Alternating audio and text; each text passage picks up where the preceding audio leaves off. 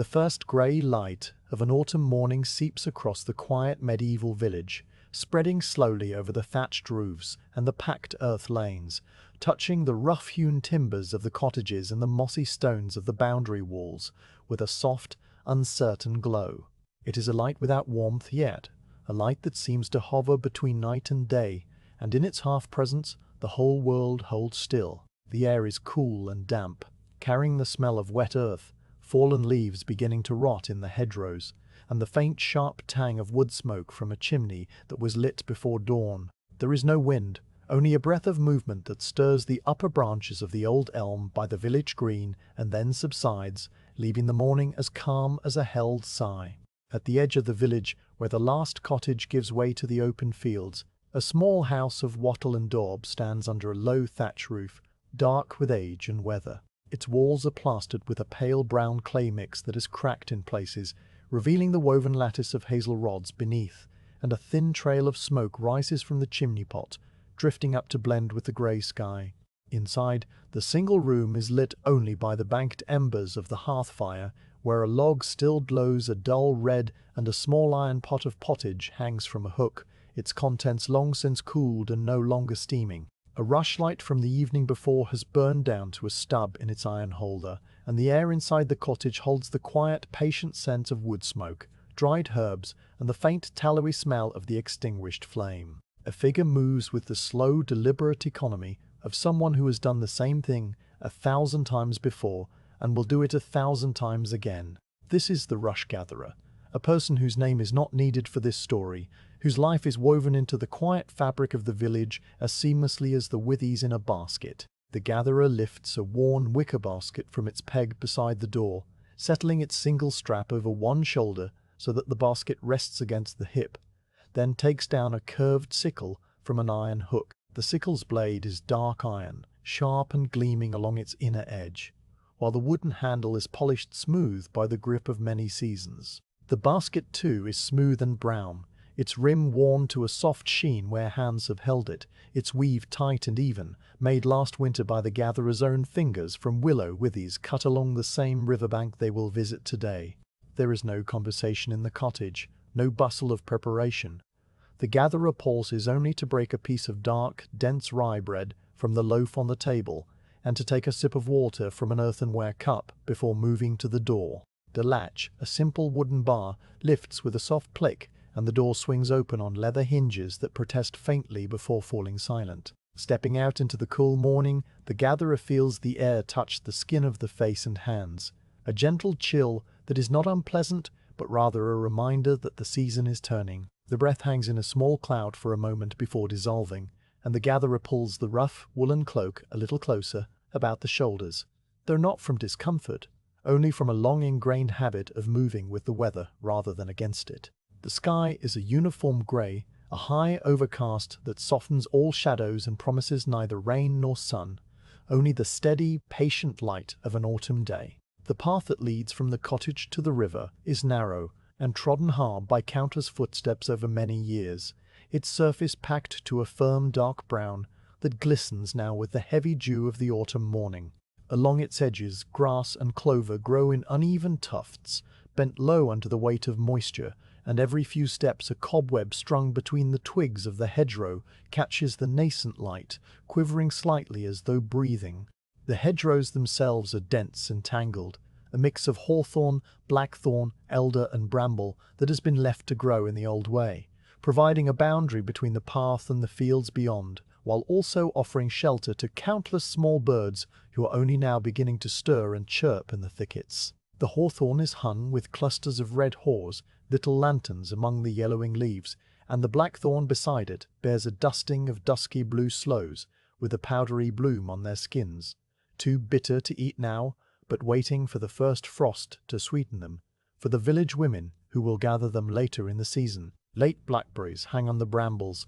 plump and dark and softened by the cool nights, untouched for the most part because the village children have already filled their baskets earlier in the season and the birds have taken what they wanted. A few remain, glistening with dew like dark jewels. As the gatherer walks, the sounds of the village waking begin to drift through the still air, all of them softened by distance and by the muffling quality of the mist, that still lingers in the low places. A rooster crows once, somewhere near the village green, its call rising and then fading as abruptly as it came. A cow lows softly from a byre near the common field, answered by the brief bark of a dog that decides even that small effort is too much and falls silent. And always, beneath these intermittent sounds, there is the steady, rhythmic murmur of the watermill turning in the current of the mill stream. A creak, and a splash and a low wooden groan that has been the heartbeat of the village industry. The gatherer hears these sounds without paying them any particular attention, the way one hears the beat of one's own pulse, so familiar that they are almost a silence in themselves. The walk settles into a slow, steady rhythm that matches the quiet pulse of the morning. Left foot, right foot, the slight sway of the basket against the hip, the easy grip of the sickle handle. There is no need to watch the ground, for every stone and root is known to the gatherer's feet, and so the gaze wanders calmly over the trees and the sky and the intricate patterns of the hedgerow flowers. A wren flits from one hawthorn branch to another, its small brown body round and busy, and somewhere in the distance a wood pigeon begins its soft, five-note cooing, a sound that seems to ask a question and then answer it in the same breath. The path curves gently to the left, leading away from the last of the cottages and out into a stretch of land that is neither field nor wild. A transitional place where the grasses grow longer and the trees begin to assert themselves. Here the hedgerow gives way to stands of alder and willow, their bark grey and fissured, their leaves still holding on to the last of their summer green, but fading now to yellow at the edges. The gatherer's footsteps are quieter on the damper ground, the packed earth giving way to a softer soil that holds the print of each step for a moment before the moisture slowly fills it again. The mist is a little thicker here, pooling in the hollows and drifting in slow eddies around the trunks of the trees,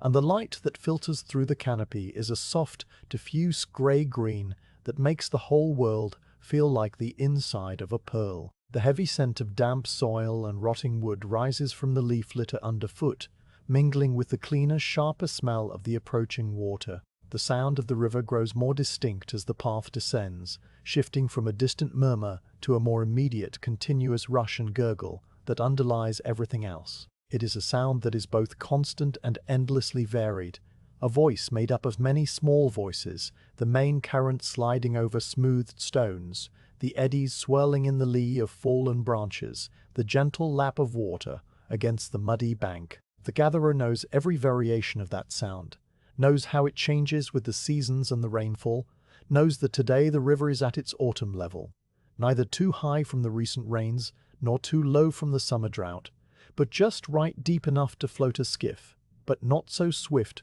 that it would be dangerous to wade. This knowledge is not something that needs to be thought about, it is simply there, part of the gatherer's bone-deep understanding of this place, carried in the memory of the hands and the ears and the soles of the feet. The path continues to slope downwards, and now the willow trees crowd closer, their long, slender branches hanging like green curtains that part silently as the gatherer passes. The air is cooler here, tinged with the mineral scent of water and the earthy aroma of mud and rotting leaves, and the ground underfoot grows softer still, almost spongy in places where hidden springs seep up from the hillside. The gatherer's boots, old leather things with thick soles, sink slightly with each step, making a soft sound that is half squelch and half sigh. A small stream crosses the path just ahead, a mere trickle that feeds into the main river, and the gatherer steps over it without breaking stride, having crossed it so many times that the action requires no conscious thought beyond the automatic lifting of the foot.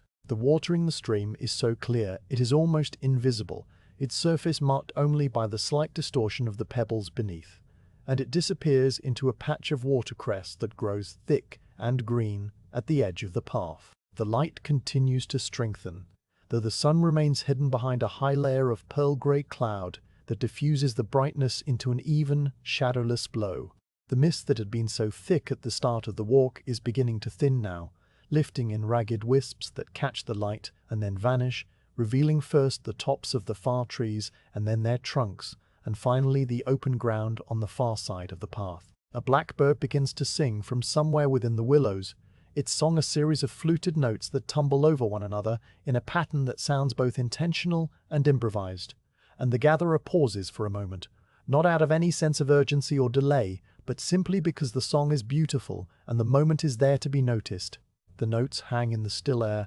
each one clear and distinct, and then they trail off into a soft chink, chink, chink, and the bird falls silent. Having said whatever it needed to say, after a while the blackbird falls silent, and the gatherer resumes walking, the basket swaying ever so slightly against the hip,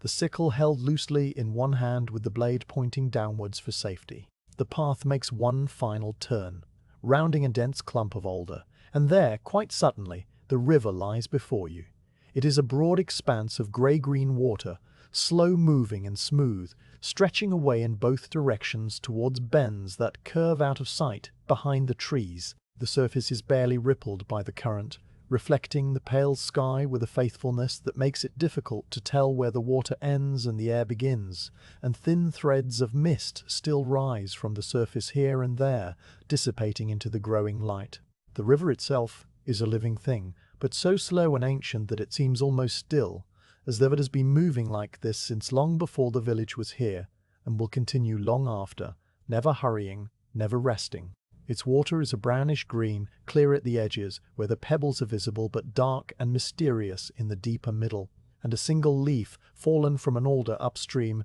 drifts past in the mid-current, turning slowly. A small group of mallards paddles in a quiet inlet to the left, their heads tucked under their wings as they drift in the last of their night's rest. On the opposite bank, the land rises gently to a line of trees, oak and ash, and more willow, and on this side, the near bank, the ground flattens into a narrow flood meadow before dropping to the water's edge, and it is here, along the margin, that the rushes grow. They grow in thick, dense clumps, these long green rushes, thrusting up from the shallow water and the wet mud with a vigor that seems almost patient. Each stem is as tall as a person, perfectly straight and smooth and round, tapering to a pointed tip that bends ever so slightly under its own weight. The color is a deep, rich green, darker at the base where the water has kissed them, and lighter towards the top.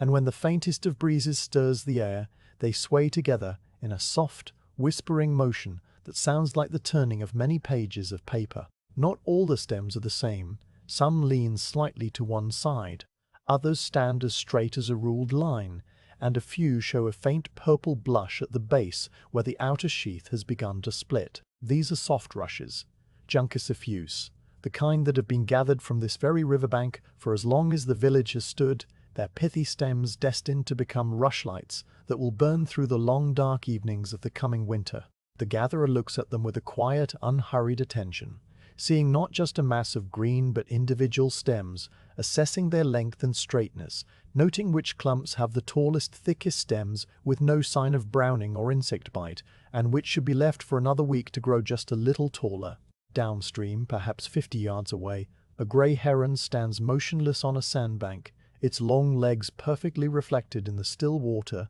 where the current eddies into a pool, its dagger beak pointed downwards, waiting with a patience that makes the gatherer's own stillness seem hasty by comparison. The gatherer sets the basket down on a patch of dry, tufty grass near the top of the bank, where the ground is firm and the dew has been partly dried by the faint warmth that the cloud-hidden sun is now beginning to give. The sickle is placed beside it for a moment, while the gatherer adjusts the strap of the basket and rolls the shoulders once or twice, loosening the muscles that the walk has kept warm. The morning is still cool, but the walking has brought a gentle heat to the skin beneath the cloak, and the gatherer stands for a long, quiet moment, looking out over the river and the rushes and the mist and the heron, standing as still as carved stone, feeling the deep, settled calm of a task that is about to begin, but that need not be rushed. The river flows on, grey and silent and full of its own slow purpose. The rushes sway gently, and the whole morning seems to hold its breath in a quietude so complete that even the sound of the watermill has faded into the distance, leaving only the river's own voice and the soft rustle of the rushes, waiting. The gatherer stood at the top of the bank for a long, quiet space of time, letting the river and the rushes settle into the morning, letting the stillness of the water and the soft grey light become something that was felt as much as seen. The river continued its slow, endless movement, but the gatherer did not move, not yet, for there was no need to hurry into a task that had been done in this same place by other hands for longer than anyone could remember. The heron downstream remained motionless on its sandbank, a shape of grey silence among the grey water and the grey sky, and the mallards in the inlet had not stirred from their sleep, their heads still tucked neatly under their folded wings. Everything in the scene held a quality of deep patience, as though the morning itself were waiting for the gatherer to be ready, and the gatherer, in turn, was in no hurry to begin. The stand of rushes stretched along the near bank for perhaps 50 paces, a dense fringe of green that rose taller than a person's head, and stood so thickly that the water behind them was almost hidden. From the top of the bank, the gatherer could see the full extent of the clump, how it thinned at the upstream end, where the current ran a little faster over a gravel bed, and how it thickened again downstream, where the water slowed and the mud deepened. The rushes grew not as single isolated stems, but as tight clusters rising from a shared matted rootstock that gripped the mud with a quiet, determined grip, sending up new shoots each spring alongside the old brown stubs of the previous year's growth. The stems that the gatherer would take today were the tallest and straightest of the season's growth, the ones that had had the full benefit of the summer sun and the autumn rains, and they stood now in their final ripeness, firm and green and full of the soft white pith that would soak up the fat so well. Looking at the rushes more closely, the gatherer saw all the small variations that an unpracticed eye might miss. The color was not one green but many, shifting as the light moved across the surface of the water and the pale cloud cover above thinned and thickened in its slow, silent drift. At the base of each stem, where the outermost sheath clasped the stalk, the green was deepest, almost a forest green, with a faint bluish bloom like the skin of a damson plum. Higher up, the stems paled to a fresher, more yellow-green, and at the very tips, where the growing point tapered to a fine point, the color was so light it was nearly translucent, holding the light within the plant's own tissues. As the breeze came and went in its soft, intermittent rhythm, the whole stand swayed, and the colors shifted, deep green to olive to pale green and back again. A slow and silent dance that the gatherer had watched many times before and would watch many times again. These were soft rushes, Juncus effuse, the kind that grew in damp meadows and along slow rivers all across the land, and they had a quality that no other rush possessed, a thick, continuous pith that filled the entire stem from base to tip, a white, spongy core that was as light as a feather when dried, and that would drink melted fat like a wick drinks oil. The gatherer knew this without having to name it in words, knew it through the hands that had peeled 1,000 stems, knew it through the soft, easy way the pith gave under the pressure of a thumbnail. Other rushes grew along this riverbank too, the sharp-flowered rush with its wiry, solid stems, the jointed rush with its hard, dark green stalks, segmented like a grasshopper's leg. But these were not what the gatherer sought, and the gatherer left them untouched, moving past them with the same quiet recognition that a baker gives to wheat flour, and not to rye. The soft rush was the one that mattered, and the gatherer could pick it out from the others even from a distance, by the way it stood so straight and smooth, by the way its seed heads clustered in a small tight bunch near the tip, rather than spreading out in a loose spray, by the way the whole plant seemed almost humble in its usefulness. The gatherer thought, in the slow and drifting way that thoughts come during quiet labor, about how the rushes had grown here through the seasons, starting as nothing more than small green points pushing up through the cold mud in early spring, when the river was still high with snowmelt from the hills, and the first kingcups were just opening their yellow cups along the bank. Through the lengthening days of spring, the rushes had grown quickly, sending their straight stems upwards, while the roots spread deeper into the silt, anchoring the plant so firmly that even a strong summer flood could not tear it loose. By midsummer, the rushes had reached their full height, and the tiny brown flowers had appeared near the tips, modest and unobtrusive, followed by the small seed capsules that would split open in late summer and scatter their fine dust-like seeds on the wind and the water. Now in autumn, the rushes were at their peak of usefulness, the stems still green and full of pith, but beginning to toughen at the base, the seeds already dispersed, the leaves beginning to show the faintest trace of yellow at their very edges. Soon the frost would come and the stems would turn brown and brittle, their pith shrinking and the green skin growing too tough to peel cleanly, which meant that the window for gathering was now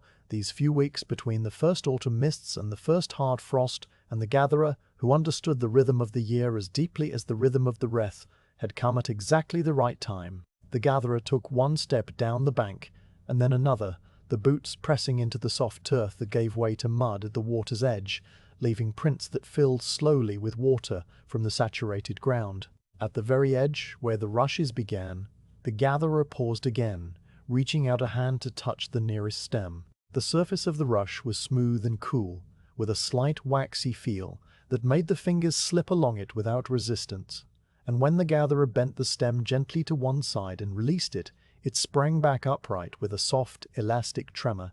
confirming its freshness and its strength. The gatherer touched another stem, and another, feeling the thickness with thumb and forefinger, running the hand up from the muddy base to the tapering tip, checking for the little irregularities that would make a rush unsuitable. A kink where the stem had been bent by debris during a flood. A brown spot where an insect had burrowed into the pith. A stem that was too thin at the base and would not hold enough fat to burn for more than a few minutes. Most of the stems were perfect, straight and even and thick, and the gatherer's hand moved among them with a gentle, deliberative touch that was almost a form of listening. The water at the edge of the bank was shallow, barely ankle deep, but a few steps further in it deepened, and the best rushes grew where the water was deep enough to keep the stems cool, but not so deep that the current pulled at them. The gatherer waded in slowly, the cold water rising over the leather of the boots, seeping in through the seams and stitching to chill the wool stockings beneath. The cold was not a shock, but a steady, penetrating coolness that spread from the toes upwards, a sensation that was as familiar as the feel of the sickle handle and no more distressing than the touch of a cool pillow on a warm night. The mud underfoot was soft and yielding, sucking gently at each step, with a sound that was more a soft kiss than a squelch, and the gatherer moved carefully, feeling the way with the soles of the boots so as not to stumble over a hidden stone or a submerged root. The water reached mid-calf now, and the rushes grew all around, their green stems rising past the gatherer's shoulders, forming a narrow green corridor through which the light filtered in broken, shifting patterns. It was cooler here among the rushes, the air moist and earthy, and the sound of the river was different too, muted and soft as though the rush stems themselves were absorbing the noise and turning it into something more gentle.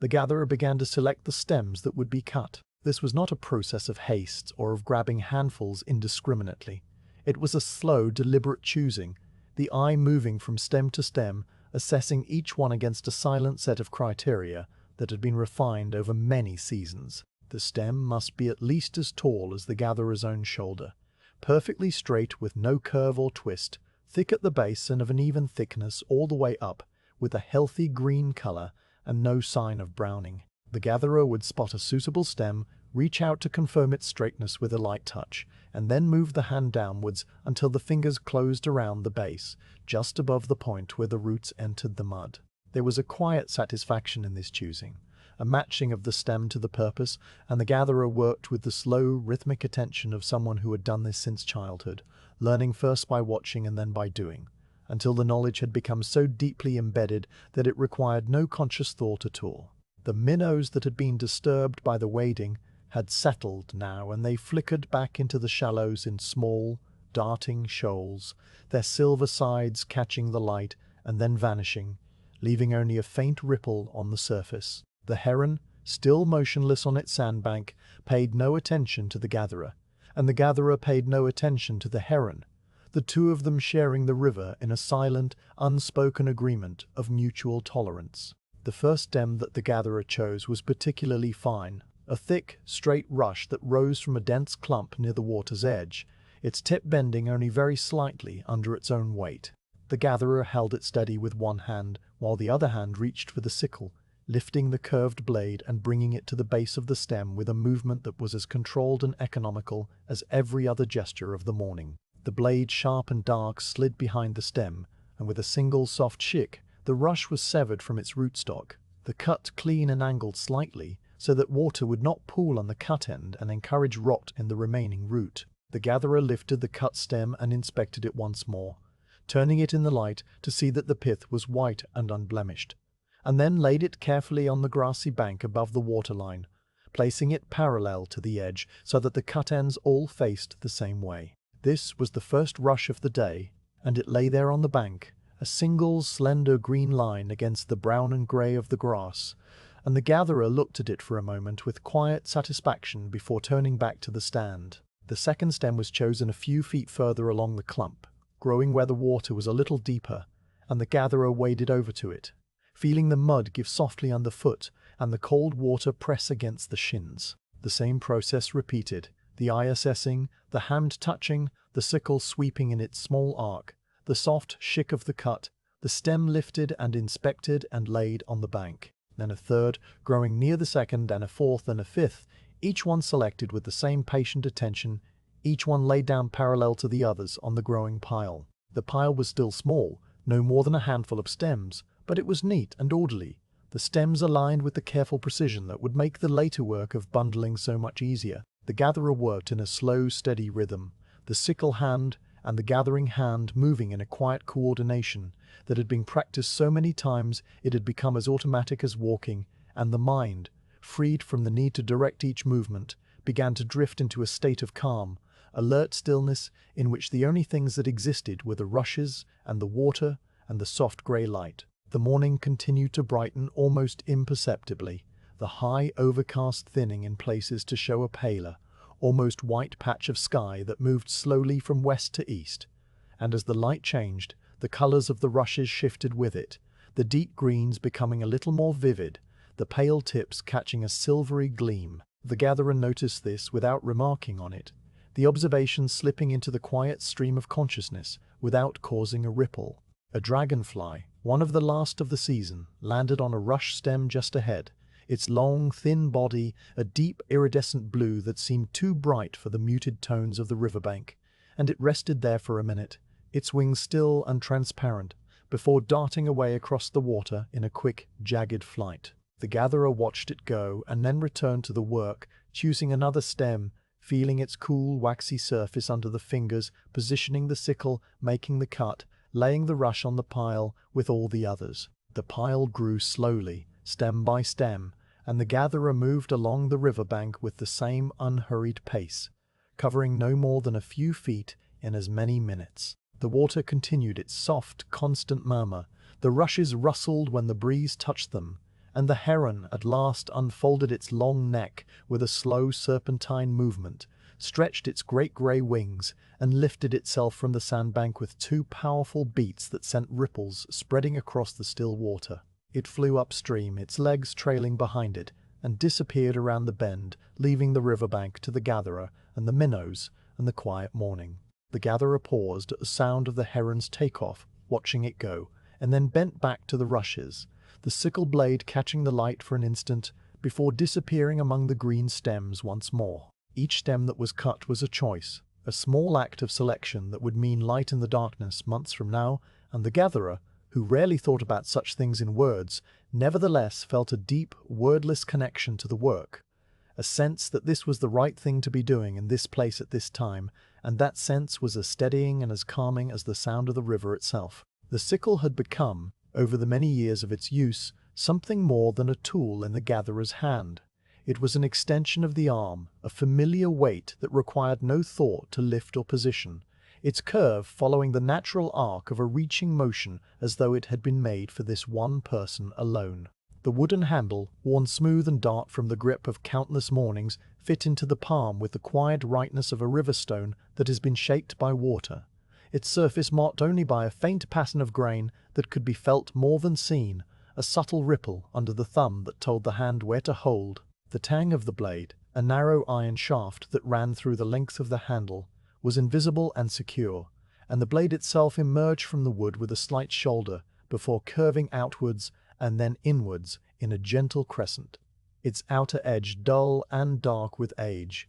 its inner edge told and dark with the light whenever the sickle moved. The gatherer had sharpened it that morning before leaving the cottage, using a small river pebble that was kept in a pouch on the belt, a smooth oval of dark grey stone that had been plucked from the shallows of this same river, years ago, and that had, through long service, developed a slight hollow in its center where the blade was drawn across it. The honing had taken only a few minutes, a quiet, rhythmic rasping sound that the gatherer found as calming as the sound of the river itself, the pebble wetted with a little water from the jar by the door and the blade drawn across it in long, even strokes, first on one side and then the other, until the inner edge could shave a hair from the gatherer's forearm with no more than a whisper of resistance. Now, as the gatherer stood among the rushes with the water cold around the shins and the soft grey light filtering through the stems, the blade was as sharp as it would ever be, and each cut it made was clean and sure. The gatherer had been working for some time now, the first few stems of the day already lying in a neat green line on the grassy bank, and the rhythm of the work had settled into a slow, unvarying cadence that seemed to match the rhythm of the river, steady and patient and without any need for haste. The mechanics of the task, repeated so many times that they had become entirely automatic, unfolded in a sequence that was both simple and deeply satisfying. First, the gatherer's eyes would find the next stem among the dense green thicket, a stem that met all the quiet requirements of straightness and thickness and unblemished health, and the hand would reach out to touch it, the fingers closing around the cool waxy surface just above the point where the base disappeared into the water and the mud. The grip was firm enough to hold the stem steady, but not so tight that it would crush the delicate pith within, a balance that the gatherer's hand had learned so long ago that it no longer required any conscious adjustment. The pressure was exactly right, as instinctive as the grip on a spoon or a door latch. Then the sickle hand would move, the blade approaching the stem from the far side so that the gatherer's own body would not be in the way of the cut, the curved inner edge sliding behind the rush until it rested against the base at a slight angle, a position that would sever the stem cleanly while leaving the cut slanted so that rainwater would run off the stump and not pool there to rot the rootstock that would send up new shoots in the spring. The actual cut was a single motion, a swift pull of the sickle towards the gatherer that brought the sharp inner edge slicing through the green fibers with a sound that was less a slice and more a soft, breathy shick. A sound so quiet that it was swallowed almost immediately by the rustle of the rushes and the murmur of the water, leaving no echo. The severed stem would come free in the gatherer's hand, and for a moment it would be held up, turned slightly in the light, so that the gatherer could see the clean white circle of the cut end and the unblemished pith within, confirming that this was a good stem, a stem that would peel well and soak up the fat and burn with a steady, even flame. Then it would be laid on the growing pile on the bank, placed neatly with its cut end aligned with all the others, and the gatherer would look for the next stem. This sequence, repeated over and over again with only the smallest variations, settled the gatherer's mind into a state of deep, calm stillness. The kind of stillness that comes when the body is occupied with a simple, rhythmic task and the thoughts are free to wander where they will, no longer tethered to any immediate concern. The gatherer did not think in words, not in the way that conversations are had or stories are told. The thoughts that drifted through the quiet mind were more like images, half-formed and fleeting. The memory of a morning many years ago when the gatherer had first been brought to this riverbank as a child, small hands being shown how to hold the sickle, the patient voice of an elder explaining which rushes to take and which to leave. That memory faded and was replaced by the image of the rushes themselves as they had looked in high summer, green and lush and tossing in a warm wind,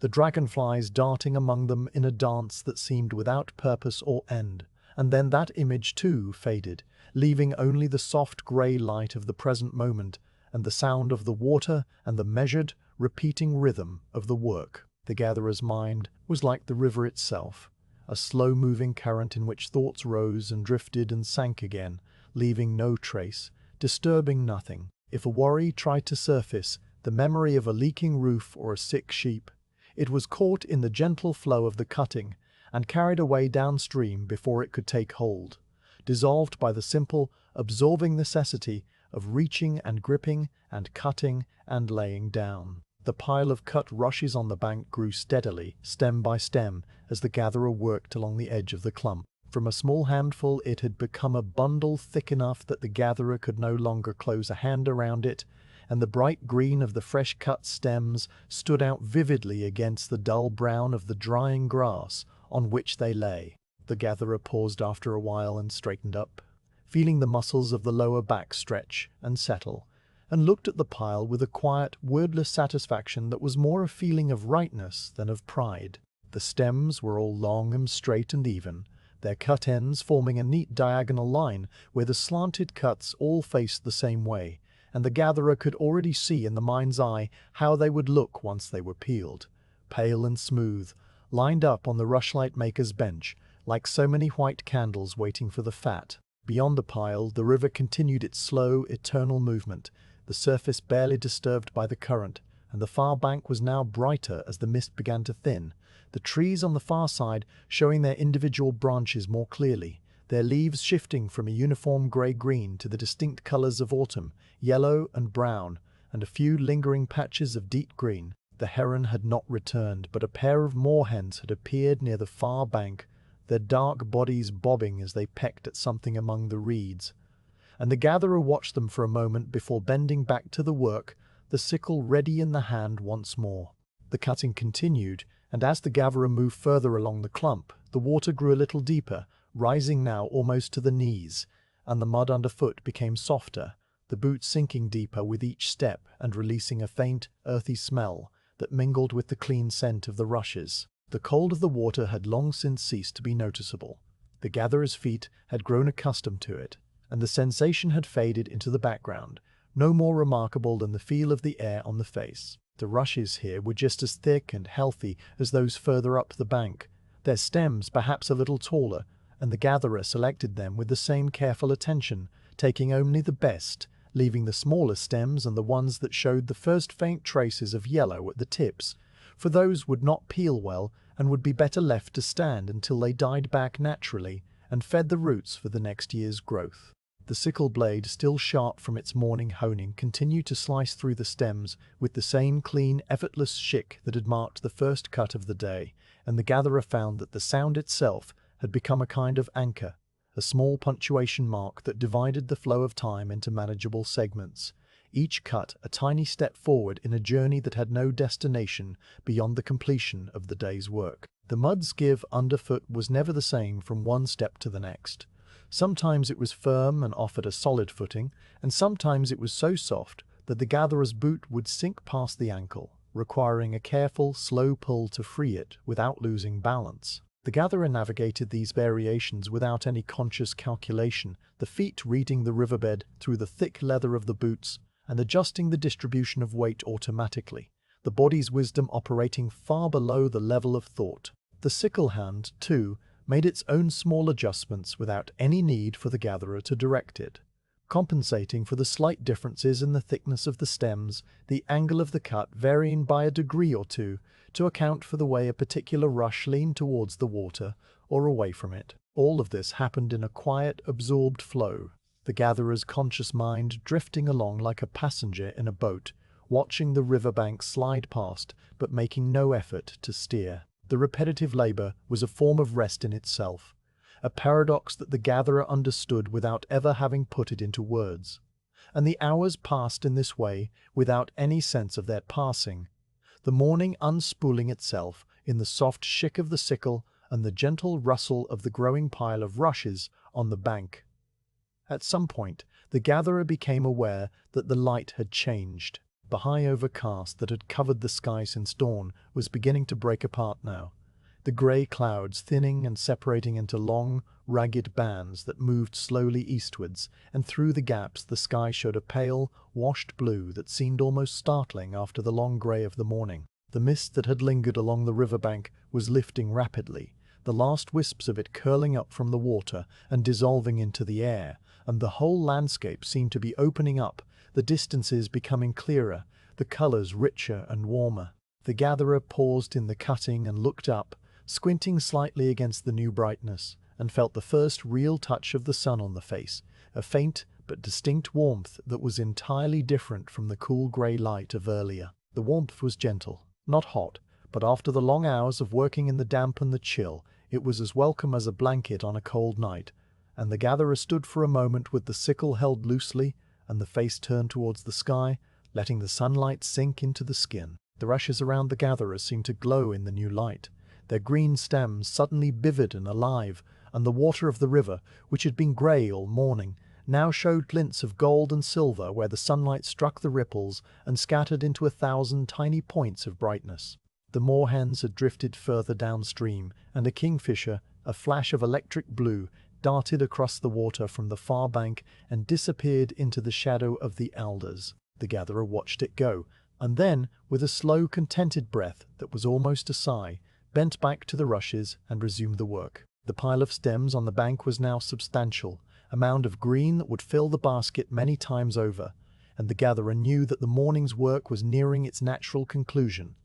the point at which the basket could hold no more and the arms would be full for the walk back to the village. The sun, now fully emerged from the clouds, shone steadily on the water and the meadow and the distant roofs of the village that were just visible above the trees, and the first real warmth of the day touched the gatherer's shoulders through the woolen cloak, a gentle, spreading heat that eased the slight stiffness that had crept into the muscles from standing so long in the cold water. The gatherer cut a few more stems, the sickle moving with the same slow, deliberate care as before, and placed them on the pile with the others, the cut ends still aligned, the green blade still straight and true. When the last stem had been laid down, the gatherer straightened up fully and took a step back, looking at the pile with a quiet, tired satisfaction that had nothing of triumph in it,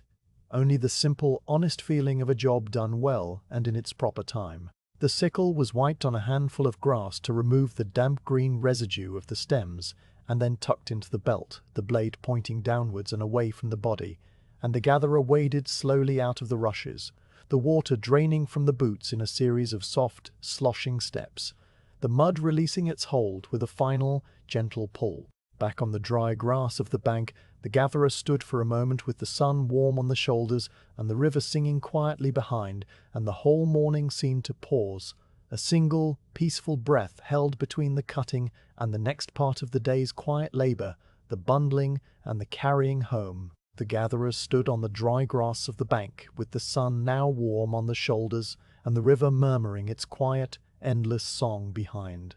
And for a long moment there was no movement at all, only the steady rise and fall of the chest and the slow, deep settling of the body after the hours of standing in the cold water. The pile of cut rushes lay at the gatherer's feet, a thick green mound of long, straight stems, their cut ends all facing the same way, their tips tapering to fine, pale points that stirred ever so slightly in the light breeze that had begun to move across the meadow. The pile was larger now than the gatherer had quite realized while absorbed in the rhythm of the cutting, and looking at it, the gatherer felt a quiet, wordless satisfaction that was not pride, but something simpler and older, the same satisfaction that a bird might feel upon completing its nest or a squirrel upon storing its winter hoard, a sense of having done what the season required in the proper way and at the proper time. The morning had passed without any sense of its passing, the hours folding into one another as smoothly as the river flowed around its bend.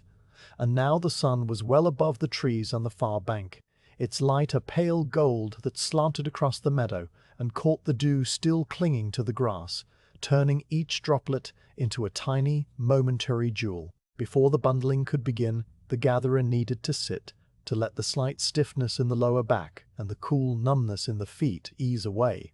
and so the basket was moved a little to one side, and the gatherer settled down onto the grass with a slow, deliberate lowering of the body, the legs folding, the hands bracing against the turf, the whole movement as unhurried as everything else that morning. The grass was dry on top where the sun had touched it, but still damp underneath, and the gatherer could feel the cool moisture of the earth seeping up through the weave of the woolen cloak, a sensation that was not unpleasant, but grounding, a reminder of the solid ground after the soft, giving mud of the riverbed. The basket sat nearby, its woven sides bulging slightly from years of use, and the sickle lay beside it on the grass, the blade still faintly marked with the green residue of the rush stems, a residue that would be wiped clean before the tool was put away for the day. The river, seen from this sitting position, seemed larger and calmer than it had when the gatherer was standing among the rushes, its surface a broad sheet of moving light that caught the sun and scattered it into 1,000 shifting points of brightness,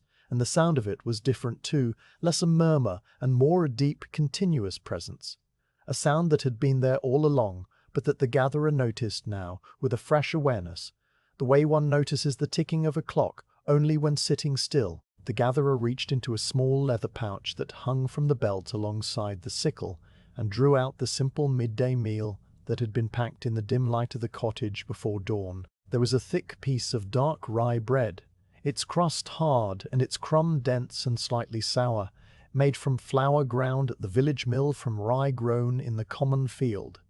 and a small wedge of hard cheese, pale yellow and crumbly, with a sharp, nutty taste that lingered on the tongue. The gatherer ate slowly, breaking off small pieces of the bread and the cheese and chewing them with the same patient attention that had been given to the cutting of the rushes.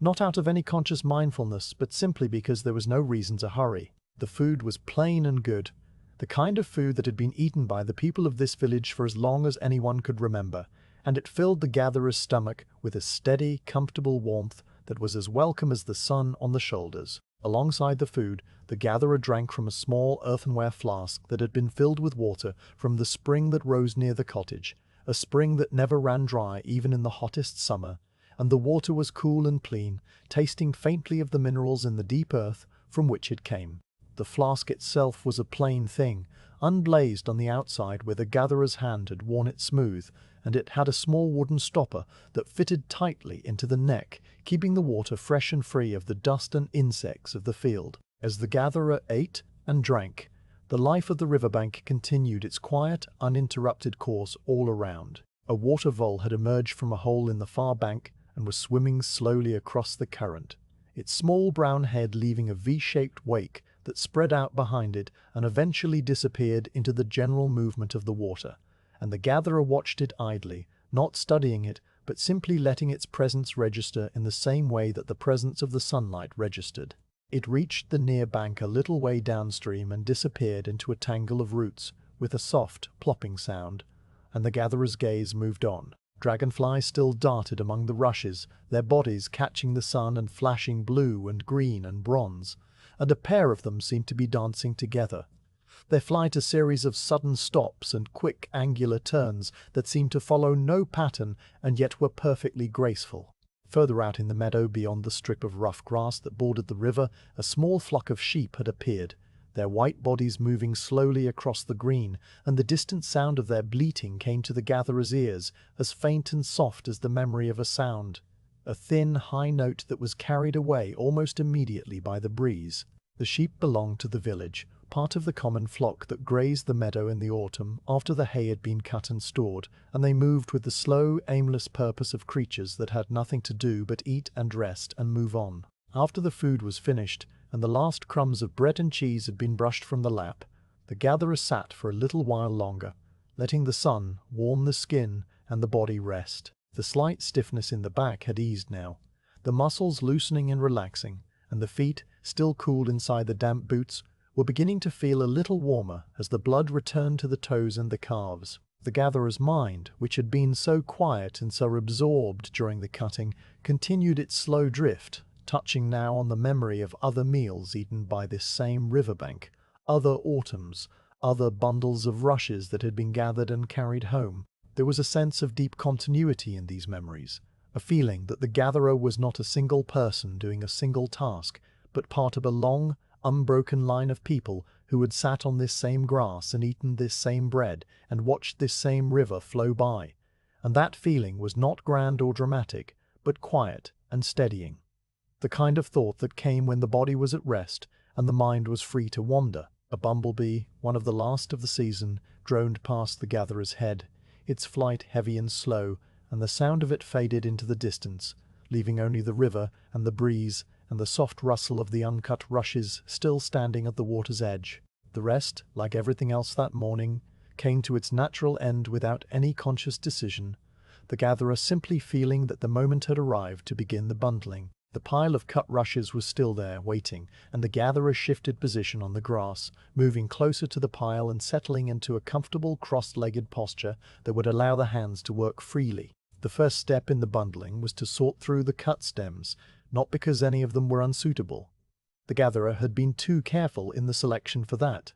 but because the stems varied slightly in length and thickness, and a well-made bundle would be even and balanced, with the thickest stems in the center and the thinner ones around the outside. The gatherer began to lift the rushes one by one from the pile, laying them out in smaller groups according to their size, the fingers moving with the same slow, practiced ease that they had shown with the sickle. Each stem was handled gently, the pale pith within already beginning to show at the cut end, where the green skin had retracted slightly, and the gatherer noted with satisfaction that every single cut was clean, and the pith was white and unblemished, a sign that the rushes were in perfect condition for peeling and dipping. The sorting took time, but it was not tedious. It was instead a quiet extension of the gathering, a second stage of the same patient process, and the gatherer's hands moved through the stems with a gentle, rhythmic certainty that was as calming to watch as it was to perform. Once the rushes were sorted into groups of similar size, the gatherer began to assemble the bundles. A bundle was made up of roughly 24 stems, a number that had been settled on long ago because it was enough to make a good handful, without being so thick that the inner stems would dry unevenly, or the bundle would be too heavy to tie securely. The gatherer took a group of the thickest stems and laid them together, aligning the cut ends so that they were perfectly flush, and then added the thinner stems around the outside, building the bundle up layer by layer until it formed a tight, even cylinder of green that was as round and regular as a rolling pin. The tips of the rushes fanned out slightly at the top, a graceful spray of pale green points that would later be trimmed even, but the main body of the bundle was smooth and compact, and the gatherer held it in one hand, while the other hand reached for the long strips of soaked willow bark that had been carried in the bottom of the basket for this very purpose. The willow bark strips had been cut earlier in the season, peeled from young withy rods that grew in a damp corner of the village common where the water table was high and the ground was always soft. The bark had been stripped in long, thin ribbons while the sap was still running in the spring, and it had been dried and then soaked again overnight in a bucket of water so that it would be pliable and strong. Now it hung in a small damp coil from the gatherer's hand, its color a rich reddish-brown, its texture smooth and slightly slippery to the touch. The gatherer wound a length of this bark around the bundle just below the tips, pulling it tight with a firm, steady pressure, and then tying it off with a simple knot that would hold against any amount of jostling, and yet could be undone easily when the time came for the peeling. A second tie was wound around the cut ends, binding them together so that the whole bundle was secure at both ends and the stems could not shift or slide against one another, which might damage the delicate pith. The gatherer tested the bundle by holding it up and giving it a gentle shake, and the stems held firm, the ties tight and even, the whole thing as neat and workmanlike as anything ever made in the village. The first bundle was laid aside on the grass, and the gatherer began on the second, taking the next group of sorted stems and repeating the same process with the same careful, deliberate movements. The work was repetitive but not monotonous, each bundle a small, satisfying completion in itself, and the gatherer settled into the rhythm of it as easily as the cutting of the rushes earlier. The hands moved through the familiar sequence: gather, align, wrap, tie, test, lay aside, and the pile of finished bundles grew slowly on the grass, each one identical to the last in size and shape, each one a testament to the quiet skill of the gatherer's hands. The sun continued its slow climb across the sky, and the shadows of the alder trees on the far bank lengthened gradually across the water,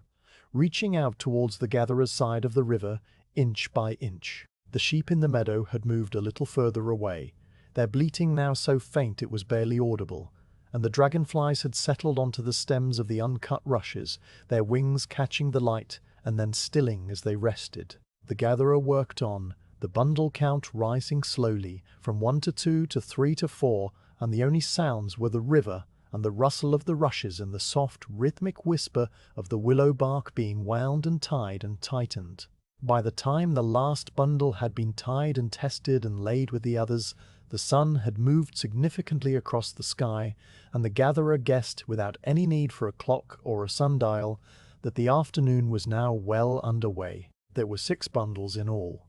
each one a thick, neat cylinder of green rushes, and they were arranged in a row on the grass like soldiers at rest, their cut ends all facing the same way, their tips fanning out in pale green plumes. The gatherer looked at them for a long moment, feeling the same quiet, wordless satisfaction that had followed the cutting, and then began the final task of this phase of the work, loading the bundles into the basket for the walk back to the village. The basket was large, larger than it had seemed when it was empty, and the gatherer had chosen it that morning with the knowledge that the day's work would fill it completely. The bundles were heavy, heavier than they looked, their combined weight a solid, reassuring mass that the gatherer would carry on one shoulder with the strap crossing the chest.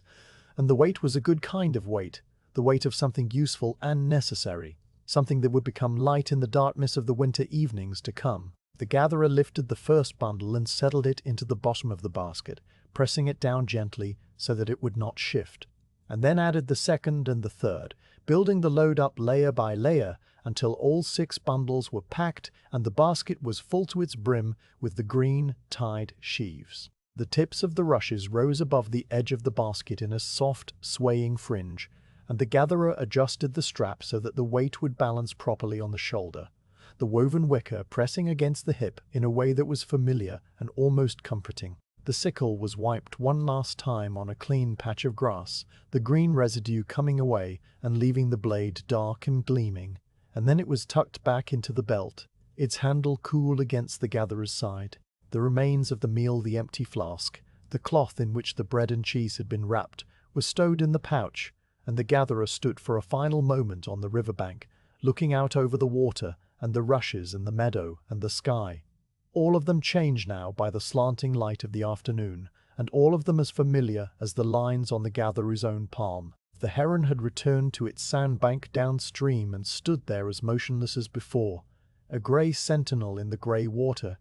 and the rushes that the gatherer had not cut still swayed gently at the water's edge, their stems green and full and waiting for another day. Then, with the basket heavy on the shoulder and the sun warm on the back, the gatherer turned away from the river and began the slow walk home along the path that led through the meadow and past the alder trees and up the gentle slope towards the village, the 6 bundles of rushes riding securely in their wicker cradle.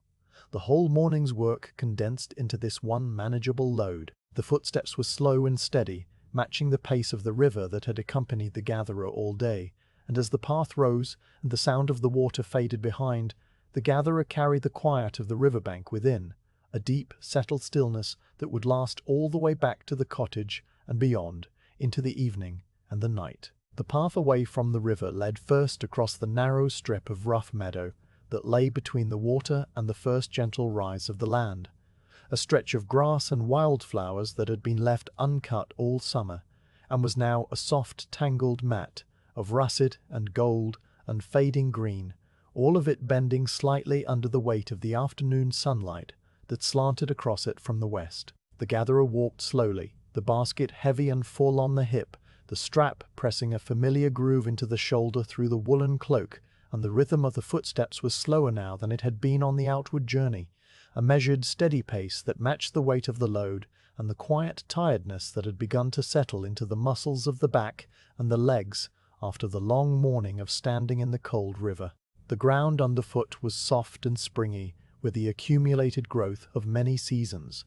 and each step made a faint, dry, rustling sound as the gatherer's boots pressed down the stems of the grasses and the seed heads of the wildflowers,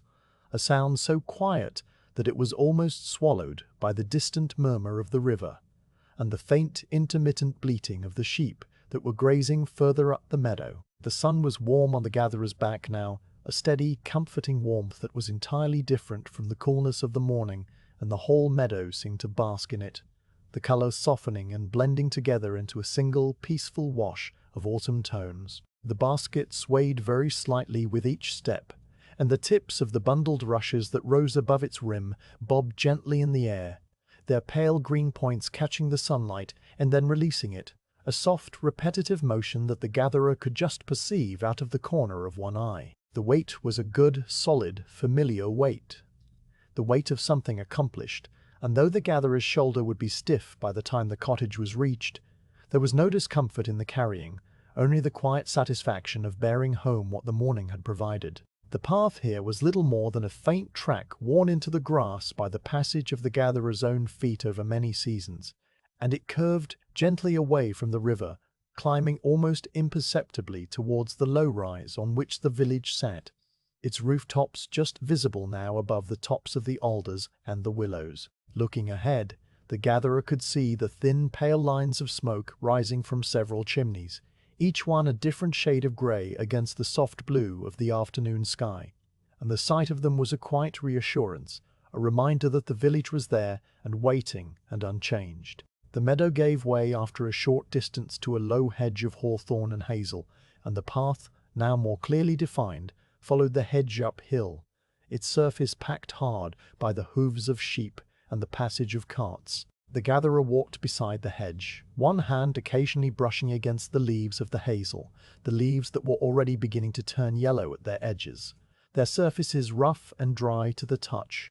A few hazelnuts still clung to the branches, their green husks beginning to brown, and a squirrel, startled by the gatherer's quiet approach, darted up the trunk of a hazel bush and disappeared into the higher branches, its bushy tail flicking once before it vanished. The gatherer noticed the squirrel without any break in the rhythm of the walking, the observations slipping into the quiet flow of the journey as smoothly as a stone slips into a pool, and then the hazel hedge was left behind, and the path opened out onto a slightly steeper slope, where the first of the village buildings came into view. The building that appeared first was the watermill, a large, solid structure of grey stone and dark timber that sat beside the mill stream, its great wooden wheel turning slowly in the current with a deep, rhythmic sound that the gatherer had been hearing distantly all morning, but that now grew louder and more distinct with each step. The wheel was made of oak, its paddles darkened and warm by years of immersion in the water,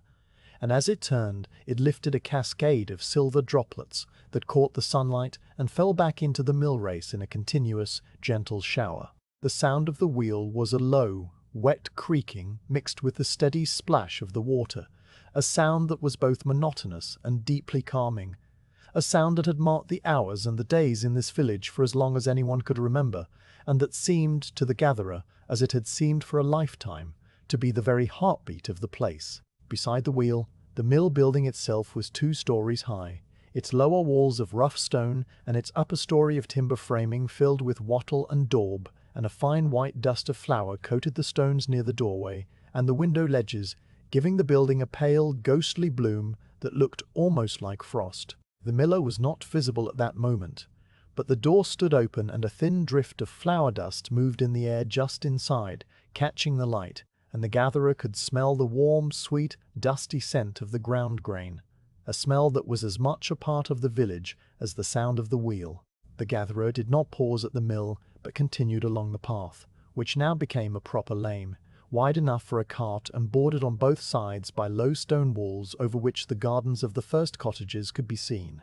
The walls were made of the same grey stone as the church and the manor house, stones that had been gathered from the fields over centuries and stacked without mortar in the old way, and they were covered in places with a thick, soft cushion of green moss and small, feathery ferns that grew out of the cracks. The gardens behind these walls were small and neat, with rows of cabbages and leeks and onions still growing in the rich, dark earth, and here and there an apple tree leaned over the wall, its branches heavy with small russet fruit that glowed a deep red gold in the afternoon light. The gatherer knew each of these gardens by heart, knew whose cabbages were always the largest and whose apple tree bore the sweetest fruit, and this knowledge was not something that required thought, but was simply another part of the deep, bone-deep familiarity with the village that came from a lifetime of walking this same lane at this same time of day. A woman was working in one of the gardens as the gatherer passed, bent over a row of herbs, with a small hoe in her hand, her back turned to the lane, and her head covered with a plain linen coif. She did not look up as the gatherer walked by, absorbed in her own patient labour, but the quiet, rhythmic sound of the hoe in the earth, a soft chuff chuff chuff that blended with the creak of the mill wheel, was another small note in the village's quiet music, and the gatherer acknowledged her presence with the faintest of nods, a nod that was not meant to be seen, and was not seen, but that was offered all the same, a small, wordless recognition of shared place. Further along the lane, the gatherer passed the baker's house, a low, whitewashed cottage with a steep thatched roof and a broad chimney from which a steady stream of darker smoke billowed, carrying with it the rich, deep smell of baking rye bread, a smell that was heavier and earthier than the scent of the mill flour, and that made the gatherer's stomach stir with a faint, pleasant hunger, despite the meal that had been eaten by the river. The baker's door was ajar, and through the gap the gatherer caught a brief glimpse of the baker himself, a stout man in a flowery apron, sliding a long wooden peel loaded with loaves into the hot mouth of the oven, the firelight flickering orange against the white walls. A child, the baker's daughter, sat on a stool just outside the door, watching the lane with wide, quiet eyes, and as the gatherer passed, the child raised a small hand in a half-wave, a gesture so slight it was almost imagined, and the gatherer returned it with an equally slight raising of the free hand. No words spoken, the whole exchange taking less time than a single breath. The lane narrowed again as it approached the center of the village, the cottages clustering more closely together, their roofs almost touching in places, and the surface underfoot changed from packed earth to a rougher patch of cobbles, small rounded stones that had been set into the ground long ago and worn smooth by the passage of hooves and feet and cartwheels. The gatherer's boots made a soft, irregular clicking on the stones, a sound that echoed very slightly off the walls of the houses and then faded. And the smell of the air changed too. The clean, open scent of the meadow and the river, giving way to the more complex, layered smells of the village, wood smoke and cooking food. The sharp tang of the tannery further down the lane where hides were being cured in pits of oak bark. The earthy smell of the straw, the mud. All of these smells were familiar to the gatherer. So familiar that they were not noticed individually, but blended into a single, comforting aroma that was, in its way, the smell of home. The carpenter's yard appeared on the left, an open space between two cottages where a long workbench stood under a rough shelter of poles and thatch, and the smell of fresh-cut wood drifted out into the lane, a clean, sharp, sappy scent that cut through the heavier odors. The carpenter, a lean man with arms corded with muscle, was working on a long plank of oak, drawing a plane across it in slow, even strokes that sent thin, curling shavings falling to the ground around his feet. The shavings piling up in a pale, fragrant heap that caught the sunlight and glowed like crumpled silk. The sound of the plane was a soft, rhythmic shh that rose and fell with each stroke, and the carpenter, like the woman in the garden, did not look up as the gatherer passed, his attention entirely absorbed by the wood and the blade and the slow, steady creation of a smooth, flat surface. The gatherer walked on, the basket still riding heavily on the hip,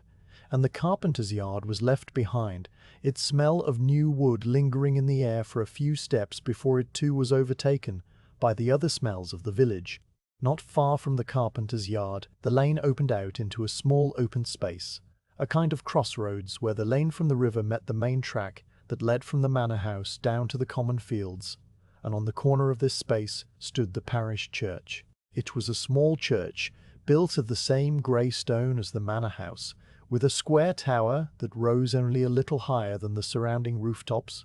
and a roof of thick stone slates that were mottled with pale grey and orange lichen. The churchyard surrounded it on three sides, a quiet enclosed space of mown grass and ancient yew trees, their dark, dense foliage casting a deep shade over the weathered gravestones, and a single row of late roses grew against the south wall, their petals a pale, faded pink that was almost white in the strong sunlight. The gatherer paused here for a few moments, not out of any religious impulse, but simply because the churchyard was a place of stillness,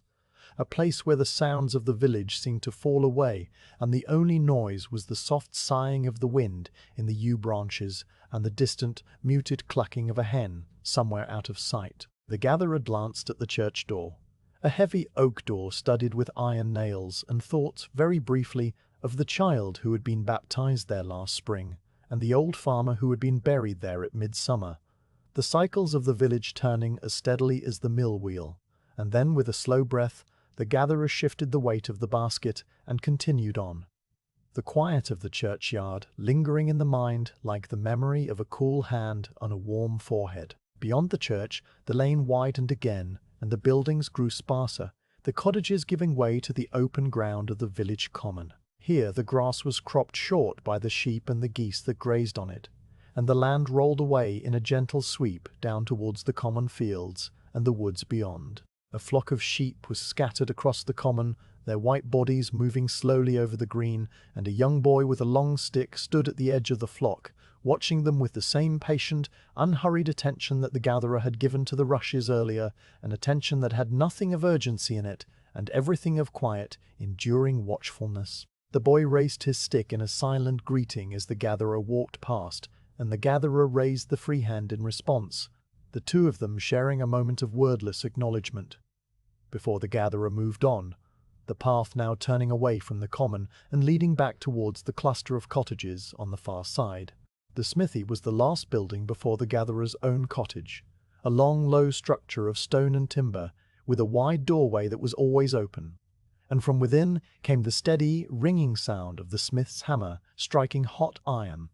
a clear, bell-like note that punctuated the quiet of the afternoon, with a rhythm as old as the village itself. The smith was working at the forge this day, his back to the lane, and the glow of the coals lit the interior of the smithy with a deep, orange-red light that flickered against the soot-blackened walls, and the smell of hot metal and coal smoke drifted out into the lane, sharp and acrid and strangely clean. The gatherer did not slow down here. The smith was too absorbed in his work to notice a passer-by, but the sound of the hammer stayed in the gatherer's ears for a long while after, fading slowly as the path continued towards the cottage. The hammer's ring was a sound that the gatherer had heard since childhood, a sound that meant horseshoes and plowshares and the iron rim of a cartwheel, all the sturdy, necessary things that the village depended on.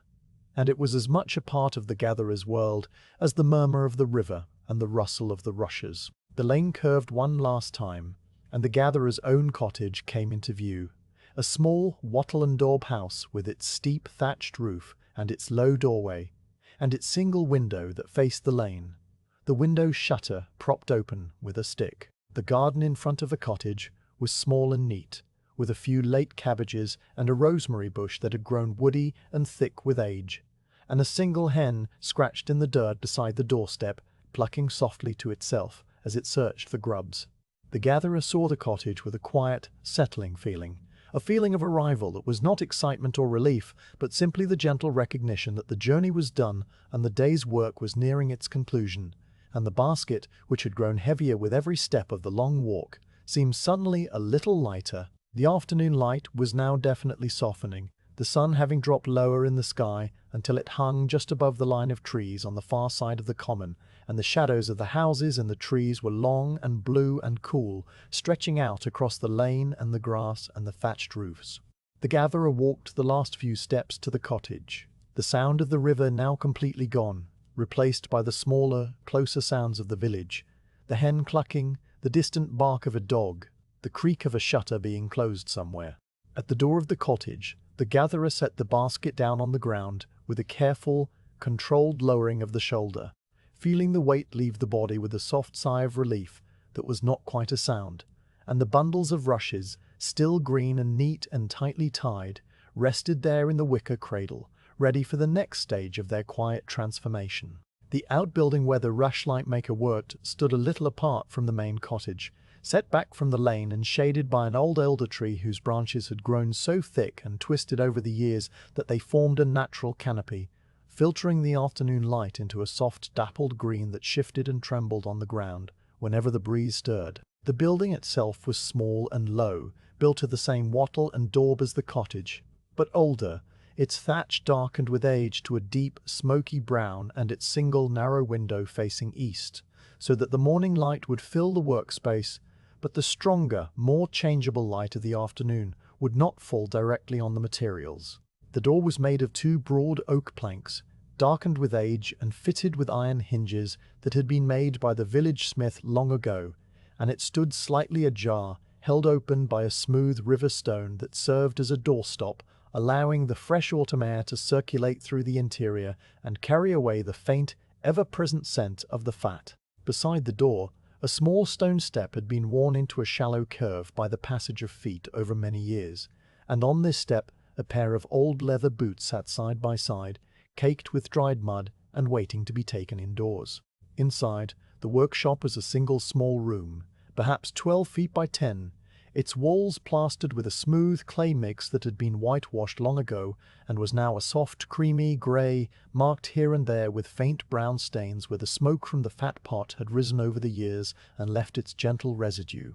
The floor was of packed earth, swept clean and scattered with fresh rushes that were not the same as the rushlights but were ordinary floor rushes, dried and brittle and giving off a faint, dusty fragrance when stepped on. The ceiling was low, the underside of the thatch visible between the rough-hewn rafters, and from one of these rafters hung a small bundle of dried herbs, lavender and rosemary and a few sprigs of southernwood, their fragrance slowly releasing into the still air and mingling with the other, earthier smells of the room. The narrow window, set high in the east wall, was unglazed and covered only by a piece of oiled linen that let in a diffuse golden light, and a slanted square of this light fell across the floor and the workbench, moving so slowly that its progress was imperceptible,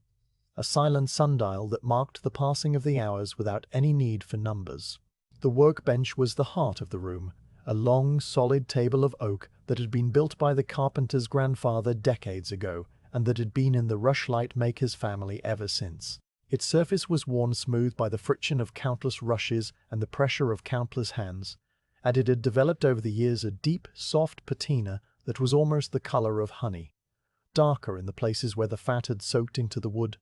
and lighter where the constant rubbing of the work had kept the surface clean. The bench stood against the wall beneath the window so that the light would fall directly onto the work, and its legs were thick and sturdy, set squarely on the packed earth floor, with a single shelf beneath the top, where the maker kept a few simple tools wrapped in a piece of coarse linen. At one end of the bench, nearest the door, a small pile of the peeled rushes from the previous day's work lay waiting to be dipped, their pale white pith gleaming softly in the dim light, and beside them was a stack of unbleached linen cloths, folded neatly and ready for the wiping and the cleaning that attended every stage of the rushlight making. The pot of fat was the most important thing in the room, and it sat on a flat stone that had been placed beside the small hearth at the far end of the workshop, a stone that had been chosen for its ability to hold and distribute heat evenly without cracking. The pot itself was a deep, wide-mouthed vessel of grey stoneware, its sides thick and its rim slightly uneven where the potter's wheel had left a faint spiral groove, and it was glazed on the inside only, the outside left rough and porous so that it could be gripped securely, even with hands that were slippery with fat. Within the pot was the mutton tallow, rendered months ago from the fat of a sheep that had been slaughtered the previous autumn, a sheep that had grazed on the same common meadow that the gatherer had walked past that very afternoon. The tallow had been clarified with great care, heated slowly in a cauldron of water, until every trace of meat and blood and impurity had risen to the surface and been skimmed away, leaving only the pure white fat that would harden into a smooth, even consistency when cool and would melt into a clear, pale gold liquid when warmed. Now, in the quiet of the afternoon, the fat was solid but soft, its surface slightly concave where it had cooled and contracted, and its color was the soft, creamy white of fresh milk, with a faint, clean scent that was more like beeswax than like meat, a scent that was mild and not at all unpleasant. Beside the pot of fat, on another flat stone nearer to the hearth, a small clay lamp burned with a tiny, steady flame, its wick a twist of flax floating in a little pool of the same tallow that filled the pot. This lamp was not for light, but for heat, and its flame was just large enough to keep the fat in the pot at the perfect temperature, warm enough to remain liquid and thin so that it would penetrate the pith of the rushes fully, but not so hot that it would scorch or bubble or catch fire. The rushlight maker knew this temperature by sight and by touch, knew how the surface of the melted fat should shimmer, and how a drop of it should feel on the back of the wrist, and she adjusted the position of the lamp or the amount of wick with a patience born of long practice. On the wall above the hearth a single iron hook was set into the timber, and from it hung a small copper ladle that the maker used for skimming the fat and for pouring it into the dipping trough when a smaller, more controlled amount was needed, its bowl stained a deep, permanent gold from years of contact with the tallow. The maker herself was an older woman, her hair entirely grey and drawn back under a plain linen cap, her hands brown and work-roughened, but moving always with a slow, deliberate grace that came from having done the same work for more years than anyone in the village could easily count. She had learned the craft from her own grandmother, A woman who'd made rushlights for the manor house as well as for the cottages, and she had been making them herself since she had been going numb to need a stool to reach the workbench. Her face was lined in the quiet way that comes from a life spent mostly outdoors and in the gentle, repetitive labor of the workshop. Lines at the corners of the eyes from squinting against the sun, lines at the corners of the mouth from a lifetime of small, contented smiles. But her eyes themselves were still clear and sharp, the eyes of someone who could spot a flawed rush at a glance, or a speck of impurity in the fat from across the room. She moved about the workshop now with the ease of long familiarity, her feet finding the smooth places on the floor without any need for looking, her hands reaching for the right tool on the shelf without any hesitation. Her whole presence as much a part of the room as the bench and the pot and the slanted square of light from the window. The bundles of rushes that the gatherer had left at the cottage door had been brought into the workshop earlier, and they stood now in a cool, dark corner of the room, propped upright against the wall, where the air was naturally a little damper than the rest of the space, the earthen floor there retaining the moisture from the ground beneath. This was deliberate, for the rushes needed to remain slightly damp and pliable until they were peeled. If they dried out too much, the outer green skin would become brittle and would crack and splinter under the knife, making the peeling difficult and spoiling the stems. The maker had checked the bundles when they were first brought in,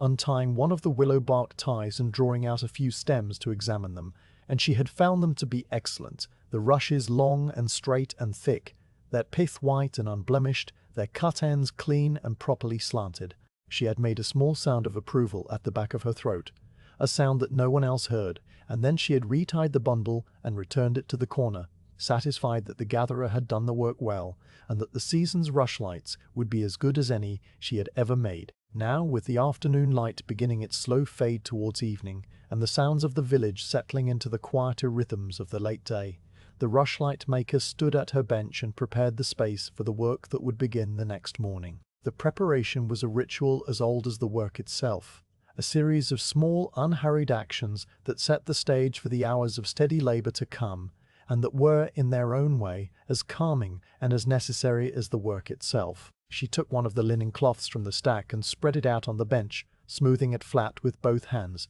so that there were no wrinkles that might snag a peeled rush or catch a drip of fat. And then she took the thin, sharp knife from its place on the shelf,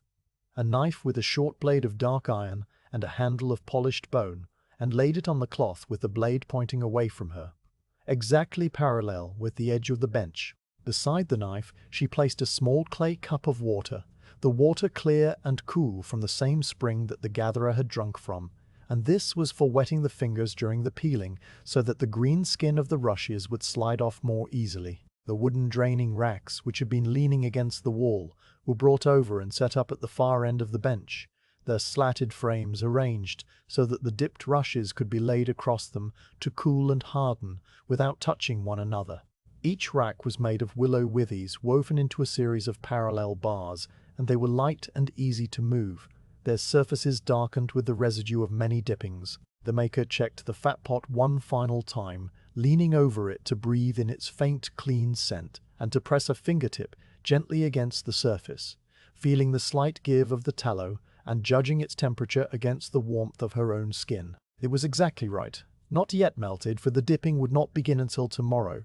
but soft enough that the lamp's small flame would bring it to a liquid state within an hour of being lit, and she nodded to herself a single small movement and replaced the wooden lid on the pot to keep out the dust and the insects overnight. The lamp, which had been burning with its tiny, steady flame, was left lit for now, for the maker would need its light to finish tidying the workshop and to find her way back to the cottage across the small yard when the time came. Its flame cast a small, warm circle of orange light that flickered very slightly with the draughts from the open door, and this light caught the edges of the knife blade and the curve of the copper ladle and the pale ends of the waiting rushes, making them glow softly against the deepening shadows of the room. The maker stood for a long moment with her hands resting on the edge of the bench, looking around the workshop with a quiet, unhurried gaze that took in every detail from the neatly folded cloths to the bundles of rushes in the corner to the darkening square of the window, and she felt, as she always did at this point in the day, a deep, wordless contentment. The workshop was ready, the materials were prepared, and tomorrow the peeling would begin, the quiet, rhythmic, repetitive labor that would fill the hours from dawn until dusk, and that would produce, by the time the first frosts arrived, enough rushlights to light the whole village through the long dark evenings of the winter. There was no urgency in this thought, no anxiety about the work ahead, only the steady, reassuring knowledge that the seasons would turn as they always did, and that there would be light in the darkness when it was needed. She turned away from the bench and moved towards the door, her footsteps soft on the rushes that covered the floor, and stepped outside into the cool, dim air of the yard, where the elder tree rustled its leaves in the first faint breath of the evening breeze, and the sky above was beginning to show the pale, translucent colors of the sunset. The workshop, with its bench and its tools and its patient rushes waiting in the corner, settled into silence behind her, a silence that was full of the promise of the work to come, a silence that would hold until the morning when the maker would return and the peeling would begin. The morning of the peeling began as all mornings in the rushlight maker's workshop began, with the soft grey light of early dawn seeping through the oiled linen of the east window,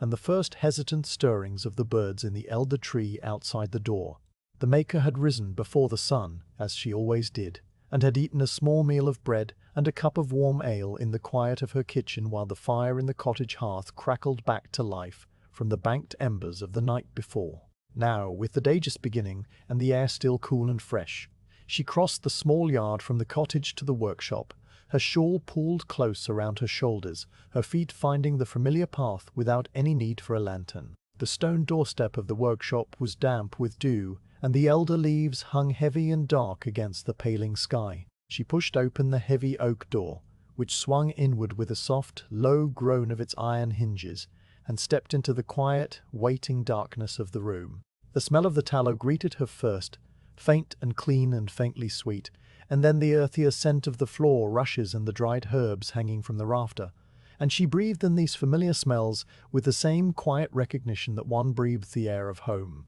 The first task of the morning was to light the small play lamp that stood beside the fat pot, and this the maker did with the practiced ease of long habit. She took a piece of flint and a small iron striker from a niche in the wall and, bending close to the lamp, struck a single, precise spark into the twist of flax that served as the wick. The spark caught the tallow-soaked wick immediately, and a tiny flame sprang up, wavered for a moment as though testing the air, and then steadied into a small, even point of golden light. The maker adjusted the wick with a thin sliver of wood, pushing it down slightly so that the flame would burn lower and hotter, and then she moved the lamp a little closer to the fat pot, positioning it so that the heat would begin to soften the tallow, preparing it for the dipping that would come later. The flame's reflection danced on the glazed inner surface of the pot, a small bright ghost that flickered and reformed and flickered again. The window light was still too dim for the delicate work of peeling, and so the maker lit a second lamp, a larger one with a wider wick that gave a softer,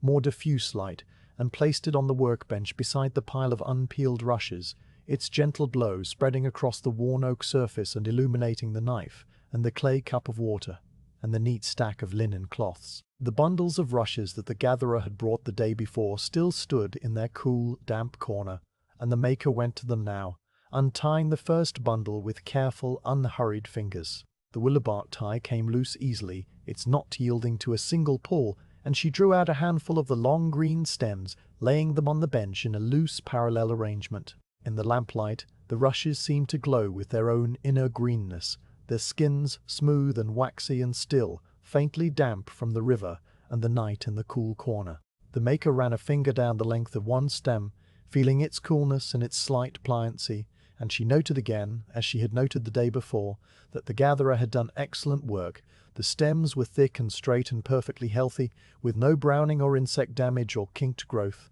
and the cut ends were cleanly slanted. She selected one rush from the pile, a particularly fine specimen, with an even thickness from base to tip, and a deep, rich green color, and held it up to the lamplight for a moment, turning it slowly so that the light slid along its length and revealed the faint, almost invisible line where the outer sheath overlapped itself,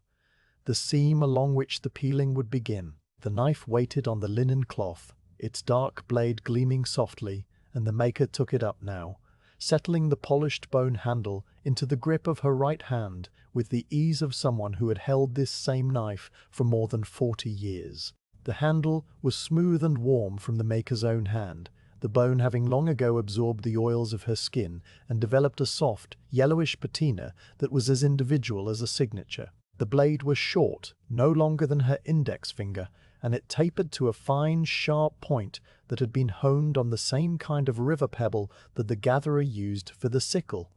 a small grey stone that lived in a niche by the hearth and was wetted before each use. The maker tested the edge against the pad of her thumb, a touch so light that it scarcely disturbed the skin, and found it perfectly sharp, ready for the morning's work. She set the knife down again for a moment and took up the first rush, holding it horizontally between the thumb and forefinger of her left hand, the cut end resting against her palm and the tip extending outwards past her knuckles. And then she picked up the knife once more, and the peeling began. The process of peeling a rush is difficult to describe in any way that conveys its quiet, meditative rhythm, but it is simple enough in its movements. The maker inserted the point of the knife at the very base of the stem, just above the slanted cut,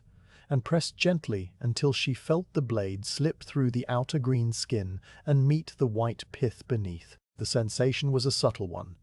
A slight, soft resistance followed by a faint, almost imperceptible release, and the maker's fingers, so long accustomed to this feeling, recognized it instantly and adjusted the pressure so that the blade would cut the skin without scoring the delicate pith inside. Then, with a slow, steady motion, she began to draw the knife upwards along the length of the stem, peeling away the green skin in a long curling ribbon that spiraled away from the blade and fell softly onto the bench. The sound of the peeling was a whispery rustle, a sound like the turning of a very thin page of very old paper, and it was so quiet that it would have been inaudible to anyone standing more than a few feet away. The ribbon of green skin was surprisingly long, unbroken, and it coiled on the bench in a loose, springy spiral, its color a vivid, wet-looking green on the inner side and a duller, more silvery green on the outer. The rush stem itself, where the skin had been removed, was now pale, creamy white, the pith exposed and gleaming with a faint, damp luster that caught the lamplight and held it softly. The maker did not peel away all of the green skin, for if she did, the soft pith would have no support and would collapse under its own weight or break during the dipping. Instead, she left a single narrow strip of green running the full length of the stem,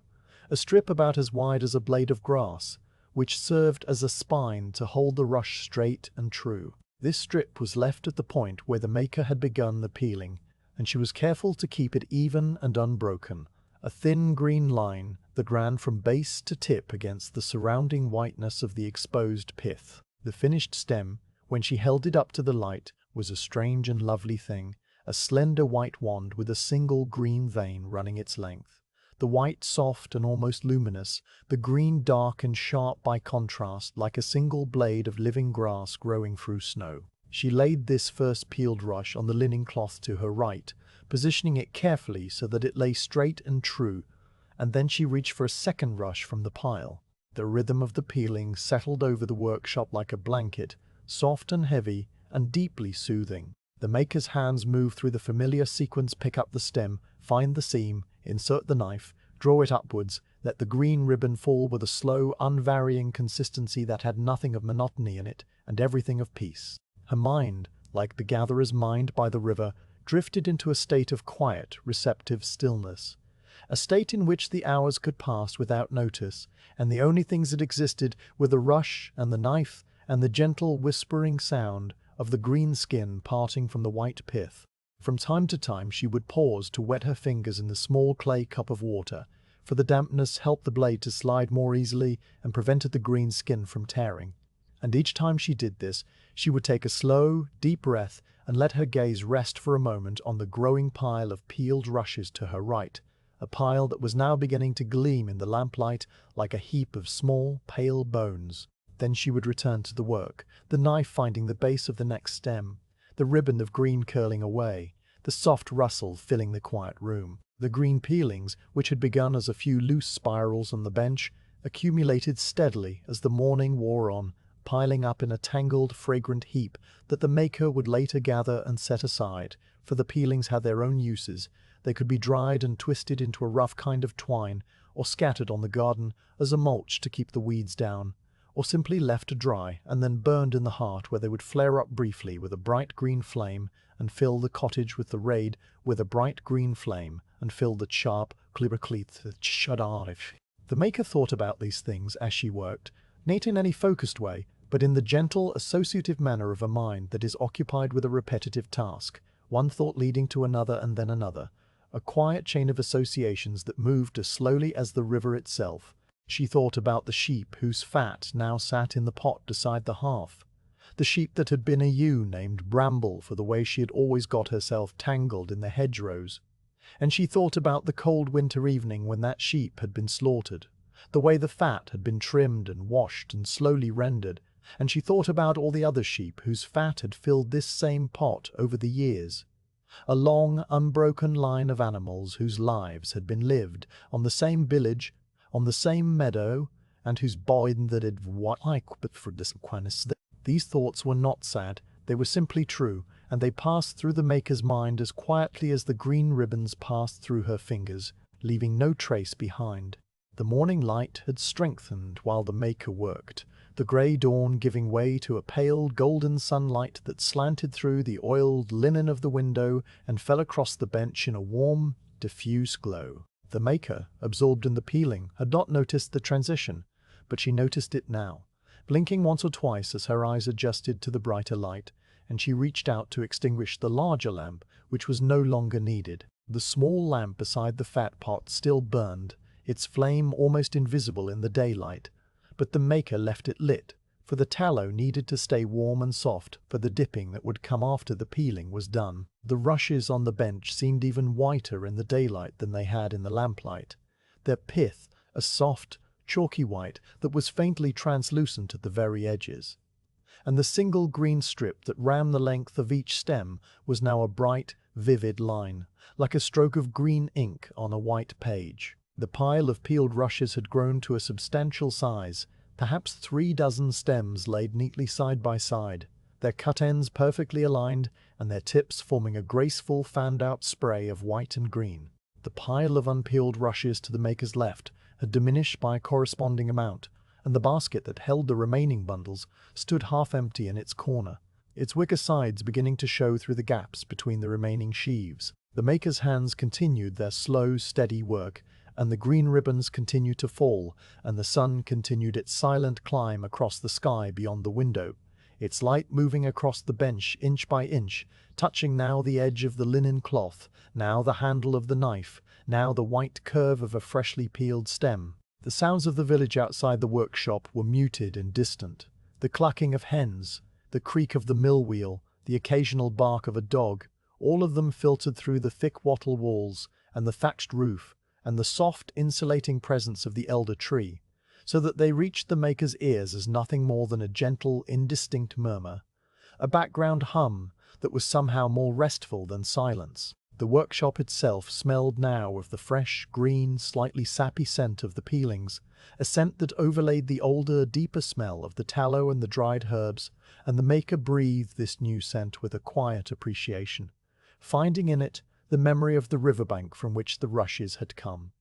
the memory of the cool water and the swaying stems and the soft grey light of early morning. A single peeled rush could be made in about the time it took for the maker to draw 3 slow breaths, and a bundle of 2 dozen rushes could be peeled in perhaps an hour of steady work. The maker did not count the time or the stems in any numerical way, but she had an instinctive sense of the progress of the work, a sense that was based not on counting, but on the feel of the pile of unpeeled rushes dwindling and the pile of peeled rushes growing, and by the time the sun had reached the high point of its daily arc and the light through the window had lost its golden slant and become more white and direct, she knew that the morning's peeling was done. There were still more bundles to be peeled. The work would continue the next day and the day after that. But for now, the maker was satisfied with what had been accomplished, and she set down the knife with a small, quiet sigh that was not tiredness but contentment, the satisfaction of a task done well and in its proper time. She picked up the linen cloth with its heap of green peelings and carried it outside to the small midden heap behind the workshop, shaking the peelings onto the pile of vegetable refuse and apple cores and wilted cabbage leaves that would, in time, rot down into a rich, dark compost for the garden. The peelings glowed bright green against the brown of the pile, and a small bird, a wren that nested in the elder tree, darted down to investigate them, its tiny body quick and alert. The maker watched the wren for a moment and then returned to the workshop, her hands brushing the last traces of green from her apron, her mind already turning, in its slow, patient way, to the next stage of the work, the fat and the dipping. The peeling done and the green ribbons cleared away, the rushlight maker turned her attention to the fat pot, which had been warming all morning beside the small clay lamp and was now ready for the dipping. The tallow inside the pot had softened from its solid white state into a translucent, semi-liquid slurry that glistened faintly at the edges, and as the maker lifted the wooden lid and set it aside, a thin wisp of warm, sheepy fragrance rose into the still air of the workshop, clean and mild and not at all greasy. She leaned over the pot and stirred its contents gently with the copper ladle, the metal sliding through the softened fat with a slow, silky resistance, and noted with satisfaction that the consistency was perfect, liquid enough to penetrate the pith of the rushes fully, but not so hot that it would cook the delicate fibers or scorch upon contact with the air. The flame beneath the pot was a steady, almost invisible blue-gold point that had burned without flickering since dawn, and the maker adjusted it slightly by pushing the wick down a fraction with the same thin sliver of wood she had used that morning, a tiny adjustment that lessened the heat by no more than a breath, just enough to keep the tallow at a stable temperature for the long hours of dipping ahead. The pot itself, a deep stoneware vessel glazed on the inside to a smooth, buttery brown, radiated a gentle warmth that the maker could feel on her cheeks and the backs of her hands as she stood over it, and she allowed herself a moment to absorb that warmth, feeling it seep into the small joints of her fingers and loosen the morning stiffness before she turned away to arrange the draining racks and the pile of peeled rushes on the bench. The peeled rushes, 36 of them altogether, lay in a neat white row on the linen cloth, their exposed pith gleaming with a soft, almost pearlescent sheen, and their single green supporting strips running the length of each stem, like thin veins of malachite in pale marble. The maker counted them not by number, but by the familiar sight of the row's length, a length she had seen 1,000 times before,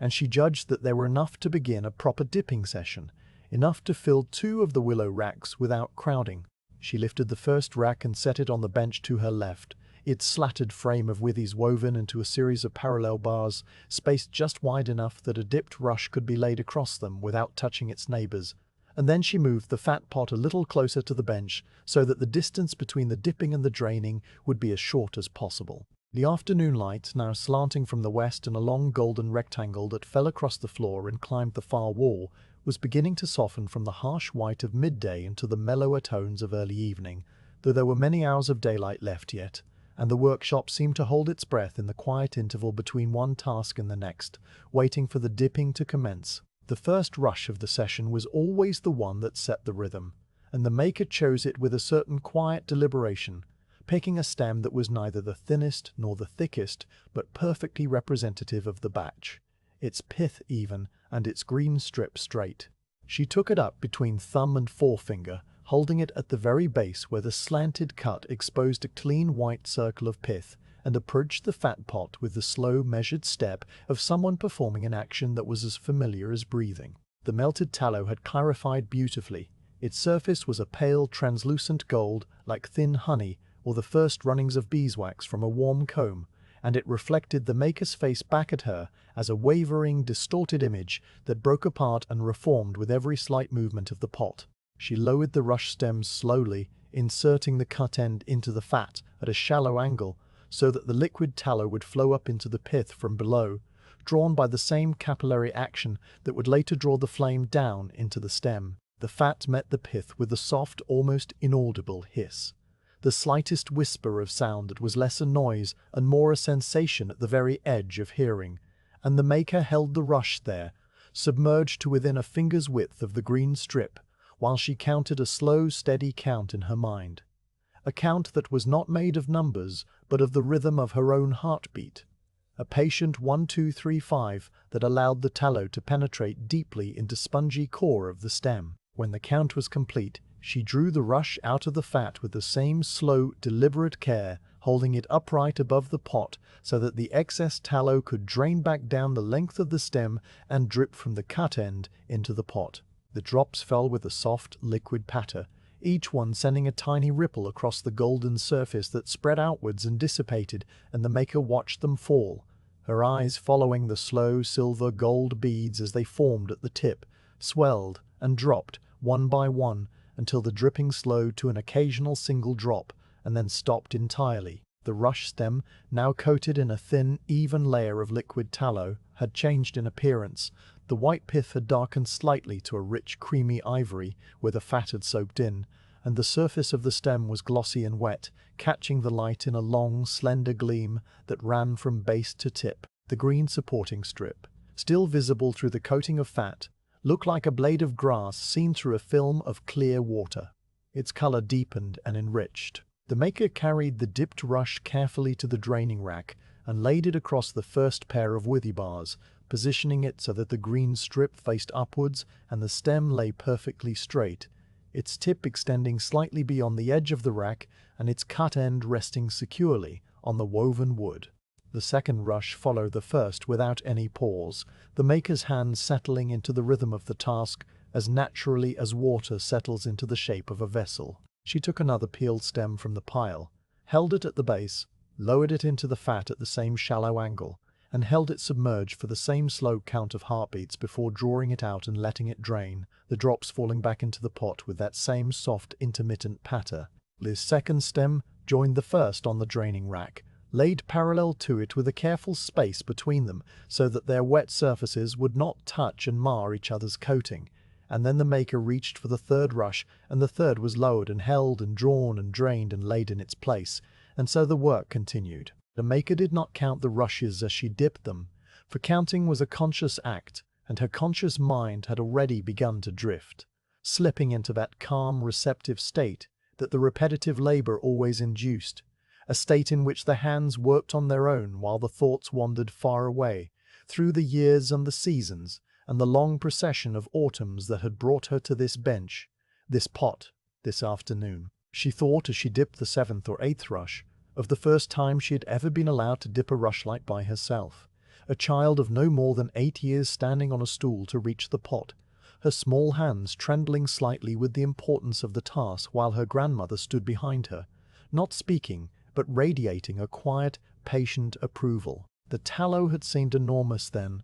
a vast golden sea into which she had lowered her first rush with a solemnity that was almost religious, and she remembered the way the fat had felt when a drop of it fell on her wrist, warm and smooth and surprising, and the way her grandmother had wiped it away with a corner of her apron and said, in her slow, measured voice, that a drop of tallow on the skin was a blessing,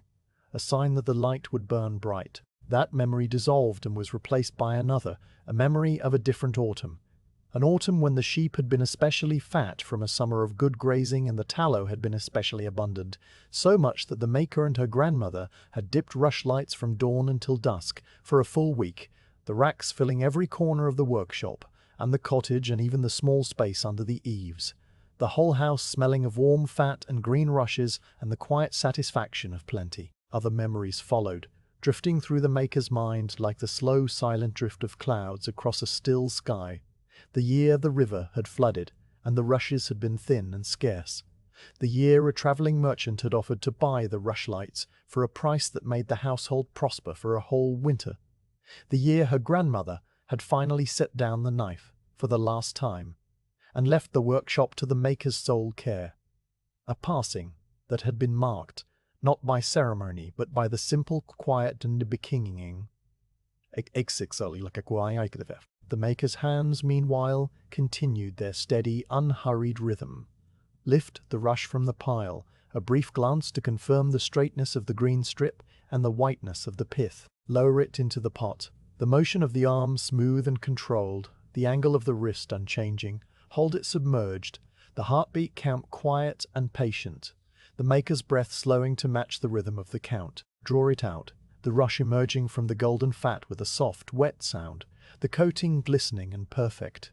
Hold it above the pot, letting the excess drain, the drops falling slower and slower until they cease. Carry it to the rack, the maker's feet taking the 3 steps across the packed earth floor without any need for thought. Lay it down, straight and true, beside its neighbors. Reach for the next rush. The pile of undipped stems on the bench diminished as the afternoon wore on, and the racks filled with long, pale rows of cooling rushlights, their surfaces beginning to turn from glossy gold to a more matte, creamy white as the tallow cooled and solidified. The transformation was subtle and gradual, like the setting of a custard or the freezing of a pond, and the maker observed it now and then with a quiet satisfaction, noting how the fat shrank very slightly as it cooled, tightening around the pith and forming a smooth, even cylinder that would burn for perhaps 20 minutes of gentle, steady flame. The green strip was still visible through the white coating, a faint green shadow that ran the length of each rushlight like the ghost of a stem,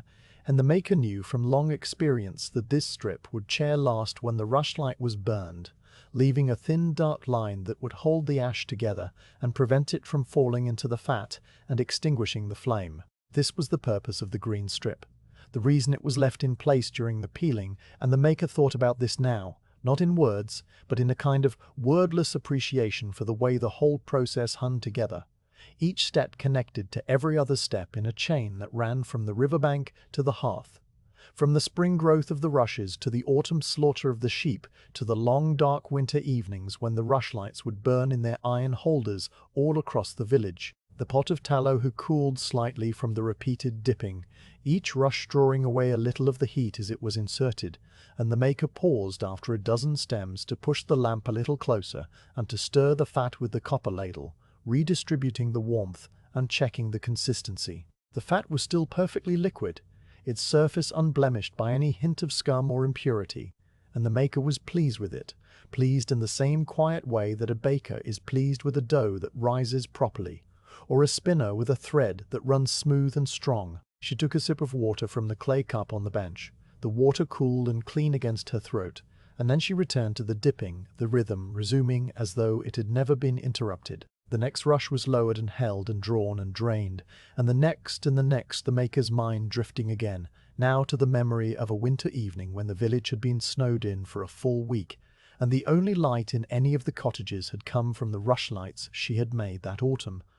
A whole village of small golden flames burning steadily through the long nights, while the wind howled outside and the drifts rose against the doors and the people huddled round their hearths. The rushlights allmen the putney kepets and the afternoon light continued its slow, silent migration across the workshop walls, the rectangle of sunshine climbing higher and higher until it reached the rafters and then beginning to fade, its edges softening, its color deepening from pale gold to a rich, honeyed amber.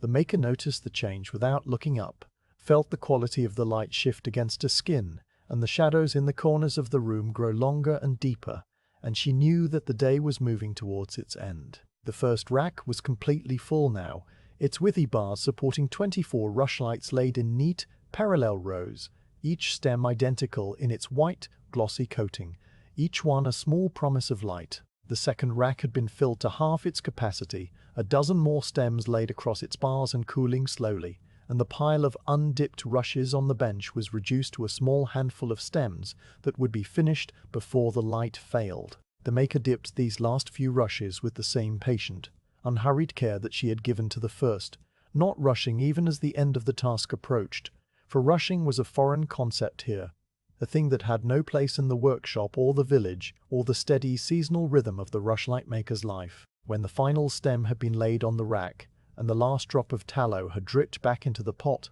the maker set the copper ladle down and wiped her hands on a clean corner of the linen cloth, her fingers leaving faint, oily smears that would wash out easily in the cold water of the spring. She looked at the 2 racks full of cooling rushlights, 48 stems in all, and she felt the same deep, wordless contentment that she always felt at the end of a dipping session, a satisfaction that was as quiet and as solid as the stone walls of the workshop. The rushlights would need to cure now, to cool slowly in the still air of the room until the tallow hardened completely and the stems became firm and dry to the touch, and this would take the rest of the afternoon and the night, perhaps a little longer if the weather was damp. The maker was in no hurry. She covered the fat pot with its wooden lid, adjusting it so that it sat snugly against the rim and sealed in the warmth and the scent, and she extinguished the small clay lamp by pressing the wick gently between thumb and forefinger, the flame vanishing with a thin, wispy curl of smoke that smelled faintly of burnt tallow and then was gone. The workshop fell into a deeper dimness, lit now only by the fading amber light from the window, and the maker stood for a moment with her hands resting on the edge of the bench, listening to the quiet. The rushlights on their racks gleamed softly in the half-dark, their white surfaces catching the last of the daylight and holding it like a memory, and the smell of the warm fat still hung in the air, mild and clean and faintly sweet, a smell that would linger in the workshop throughout the night and greet her when she returned in the morning to begin the peeling of the next bundle. The dipping of the next batch, the quiet, endless, deeply restful work of bringing light to the darkness, one rush at a time. The rushlights lay on their willow racks in the quiet darkness of the workshop, and the long, slow process of curing began. The tallow, which had been a liquid gold when the maker dipped each stem, cooled gradually through the afternoon and into the evening, its molecules settling into a dense, even solid that gripped the pith of the rushes with a firm but gentle hold. The change was so slow that it could not be seen happening, only observed after the fact. A rushlight that had been glossy and wet at one moment would, at some later moment, be matte and dry,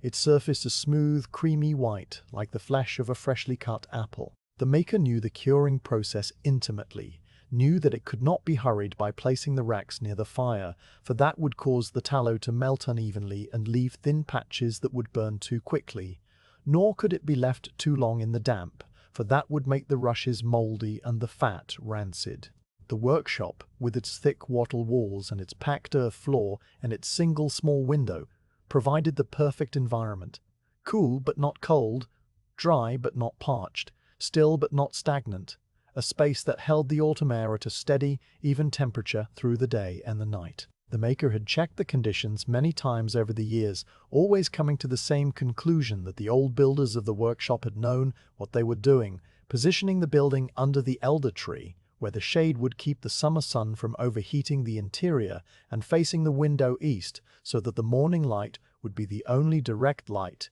gentle and brief. After the dipping was done, and the fat pot had been covered and the lamp extinguished, the maker did not leave the workshop immediately. She remained for a while in the dim, quiet room, moving slowly among the racks, her eyes passing over each row of rushlights with a calm, appraising attention. The rushlights at this stage were still slightly warm to the touch, the tallow yielding very slightly under the lightest pressure of a fingertip, and the maker knew that it would take several hours for them to cool completely and harden to their final state. She walked along the first rack, her footsteps soft on the floor rushes, and paused here and there to adjust a rush that had shifted very slightly out of alignment, nudging it back into parallel with its neighbors, ensuring that no two stems touched and that the green strip of each one faced upwards towards the ceiling. These small adjustments were made without any irritation or impatience, for they were as much a part of the work as the peeling and the dipping, and the maker's hands performed them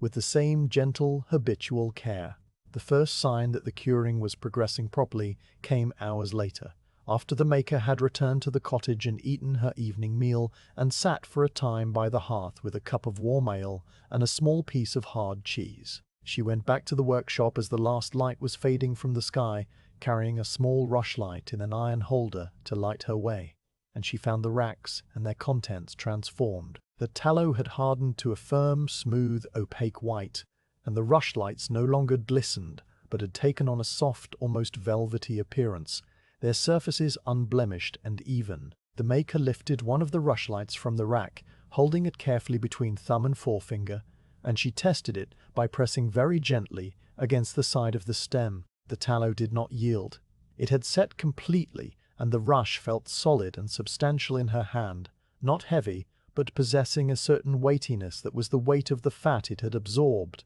a weight that promised a good, long burn. She turned the rushlight in the light of her small flame, examining it from every angle, and saw that the coating was perfect. No bubbles, no thin spots, no cracks where the tallow had cooled too quickly and split. The green strip was barely visible now through the white coating, a faint, ghostly line that ran the length of the stem like a shadow under ice.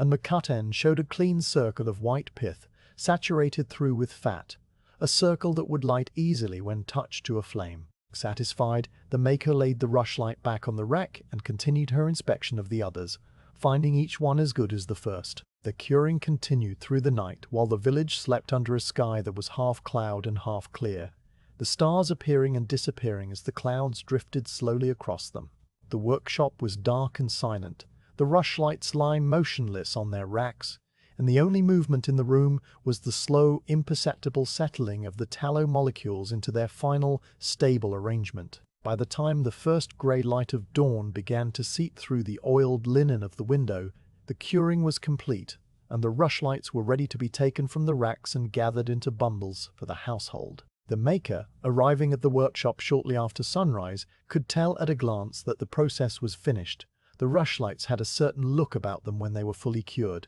a kind of quiet self-contained solidity that was different from their earlier, more tentative appearance, and the air in the workshop had lost the last traces of warm tallow and settled into a neutral, clean smell that was faintly herbal from the dried lavender and rosemary hanging from the rafter. The maker began the final stage of the work by clearing a space on the bench, folding the linen cloths and setting them aside, and laying out a fresh length of flaxen thread that she had spun herself on winter evenings from flax grown in the village field. The thread was thin and strong, a pale golden brown color, and it would be used to tie the finished rushlights into the small household bunches that would be stored in the dry wooden box and distributed to the various cottages as needed. She lifted the rushlights from the first rack one by one, counting them silently as she gathered a handful of a dozen stems, their dry, smooth surfaces sliding against one another with a faint, papery whisper. These dozen stems she aligned carefully,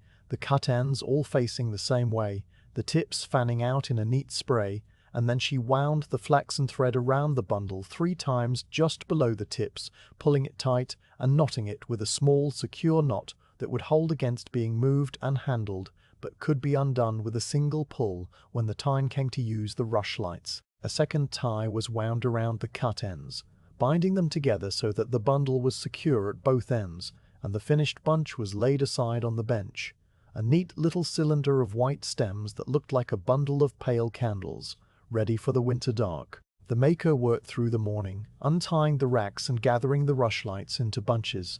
her hands moving with the same slow, practiced rhythm that they had brought to the peeling and the dipping. Each bunch was identical to the last, 12 stems, straight and even, their coating perfect, their ties tight and neat. The bunches accumulated on the bench in a growing stack, and the maker felt the familiar satisfaction of seeing the work come to its final, orderly conclusion. All the separate stages from the gathering of the rushes to the rendering of the fat to the dipping and the curing now resolved into these small tidy bundles that would bring light to a dozen households. When all the rushlights had been tied, the maker opened the dry wooden box that stood against the wall beneath the bench, a box made of oak boards fitted together with dovetail joints and fitted with a close-fitting lid that kept out the damp and the dust and the insects. The box was old, older than the maker herself, and its interior was lined with a layer of dried lavender that gave the wood a faint, sweet fragrance that clung to the rushlights stored within and made the whole cottage smell pleasant when the box was opened. The maker placed the bunches of rushlights into the box one at a time, laying them in neat rows with their tips all facing the same way, and as the box filled, she counted the bunches in her mind and calculated how long they would last through the winter. There were enough bunches now to supply the village for the darkest months, from the shortening days of late autumn through to the first stirrings of spring when the days would lengthen and the need for artificial light would lessen, and the maker knew that she would dip more batches in the coming weeks, enough to ensure that no cottage would go without light, even if the winter was long and hard. The box, when it was full, held several dozen bunches, their white stems packed closely together and gleaming softly in the dim light of the workshop. The maker closed the lid gently, feeling the satisfying way it seated itself into the frame, and she pressed down lightly to ensure that the seal was tight. The box would stay in the workshop, where the cool, even temperature would keep the rushlights in perfect condition for months, and the maker, or the gatherer, or any of the villagers could come and take a bunch whenever it was needed. An informal but efficient system that had worked for as long as anyone could remember. There was no tally sheet, no record of who took how many, for the village operated on a different kind of accounting, one based on shared memory and mutual obligation, and the quiet understanding that everyone contributed what they could and took what they needed. And the rushlights, like the bread from the baker and the horseshoes from the smith and the rushes from the gatherer, were simply part of this unspoken, enduring fabric of daily life. With the box full and the racks empty and ready to be used again for the next batch, the maker moved about the workshop, tidying the space, a task that was as much a part of the ritual as the work itself. She wiped the bench with a damp cloth, removing the faint traces of tallow that had smeared the wood during the dipping, and she cleaned the copper ladle and set it back on its iron hook above the hearth. The knife, which had been used for the peeling the day before, was wiped with an oily rag to protect the blade from rust, and then wrapped in its square of coarse linen and returned to the shelf beneath the bench. The clay lamp was refilled with a fresh piece of tallow from a small reserve pot, and the wick was trimmed and straightened, ready for the next lighting. The floor rushes were swept towards the door with a broom made of twigs. The dust and the bits of dried green peeling that had fallen during the work gathered into a small pile and then carried outside to the midden heap. And the workshop, when the maker was done, looked exactly as it had at the start of the peeling, clean and orderly and ready for the work to begin again. The afternoon was now well advanced, the sun slanting through the window at a low angle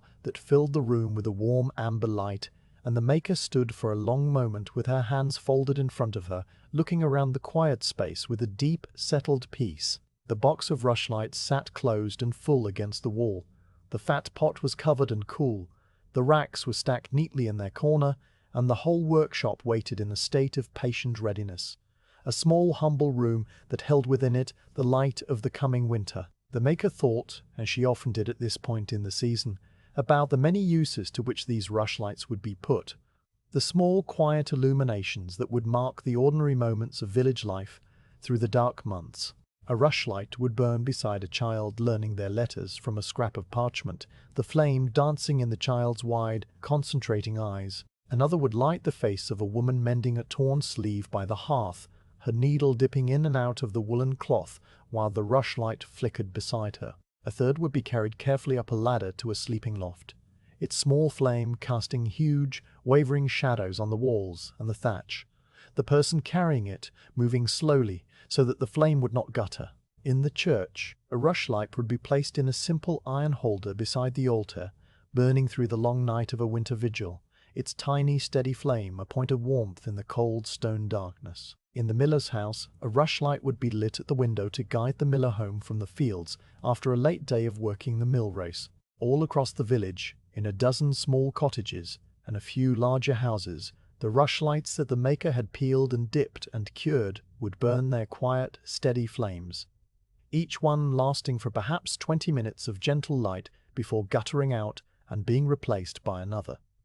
A chain of small illuminations that stretched from dusk to bedtime, from the autumn equinox to the spring thaw. The maker did not think of these things in any grand or dramatic way. She thought of them simply, as one thinks of the familiar, beloved details of a well-known story, and the thoughts brought with them a quiet, abiding contentment, a sense that her work was useful and good and connected to the lives of everyone she knew. She turned away from the bench and walked slowly to the door, stepping out into the cool air of the yard, where the elder tree was dropping its leaves one by one, each leaf spiraling down in a slow, yellow arc to join the growing carpet on the grass. The sky above was a pale, clear blue, the kind of sky that comes in late autumn when the air is crisp and the sun is low, and the maker breathed in deeply, feeling the coolness fill her lungs and then release in a soft, visible puff of breath. She pulled the workshop door closed behind her, the heavy oak planks settling into their frame with a solid, quiet thump, and she walked across the yard to the cottage, leaving the workshop to its silence and its shadows and its patient, waiting box of rushlights, each one a small white promise of light against the long dark nights that were already beginning to gather on the edges of the year. The evening had come quietly to the village, the way it always came in late autumn, not with any sudden dimming or dramatic flare of sunset, but with a slow, gradual deepening of the shadows, a cooling of the air, a soft greyness that seeped into the lanes and the gardens and the thatched roofs like water into cloth. The rush gatherer sat inside the small wattle and daub cottage, The door closed now against the chill that rose from the ground after the sun had gone. The single window shuttered with its heavy oak board that had been lifted into place as the last light faded. Inside, the cottage was lit only by the hearth fire and by a single rushlight burning in its simple iron holder on the table,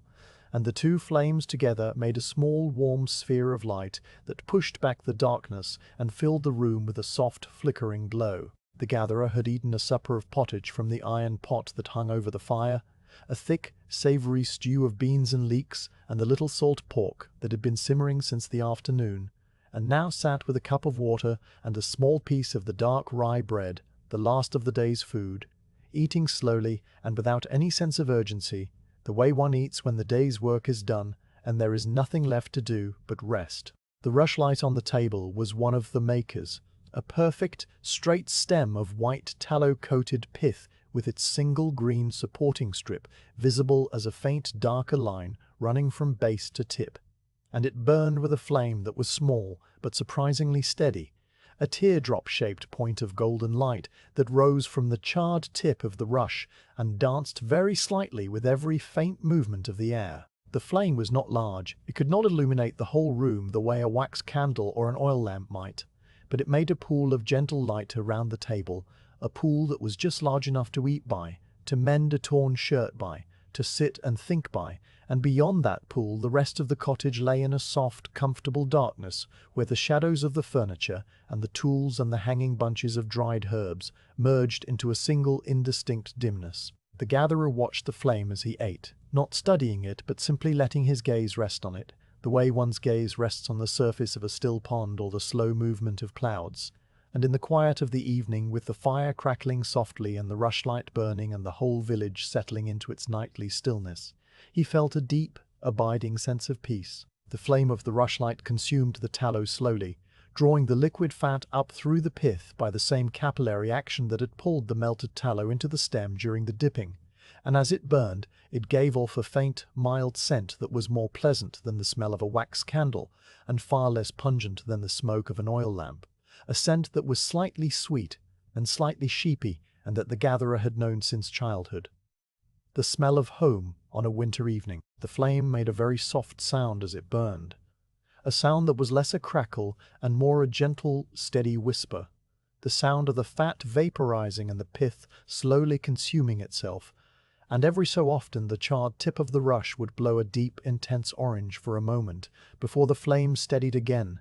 the light pulsing very slightly in a rhythm that was almost like a heartbeat. The gatherer reached out and adjusted the rush in its holder, sliding it up a fraction so that the flame would have fresh fuel to burn, and then he settled back in his chair, his hands folded loosely in his lap, his eyes still on the flame. A rushlight would burn for perhaps 20 minutes, perhaps a little longer if the stem was thick and the tallow coating was generous, and when it burned down to the iron jaws of the holder, it would gutter and die, leaving a thin trail of smoke and the faint, acrid smell of charred pith. And then it would be replaced by another from the bunch that lay in the dry wooden box by the hearth. The gatherer knew this rhythm as well as he knew the rhythm of the river. The small repeated cycle of lighting and burning and replacing that marked the evening hours, a cycle that was as natural and as comforting as the cycle of the seasons themselves. As the evening deepened and the first rushlight burned down to its final inch, the gatherer rose from the chair and went to the wooden box, lifting the lid and taking out a fresh rushlight from the bunch inside. The box was one that the maker had filled, and the gatherer recognized her handiwork in the neat bundle, the 12 stems tied with flaxen thread at both ends, their white surfaces smooth and even, their green strips barely visible. He loosened the tie at the cut end and drew out a single rush, then retied the bundle and closed the box, the lid settling into place with a soft, hollow thump. The old rushlight was already guttering in its holder, the flame shrinking and flickering and turning from gold to blue to orange, and the gatherer lit the new rush from the dying flame, touching the cut end to the last flicker of light, so that the fire passed from the old stem to the new in a single, seamless moment of kindling. The old rushlight went dark, a thin curl of smoke rising from its charred tip,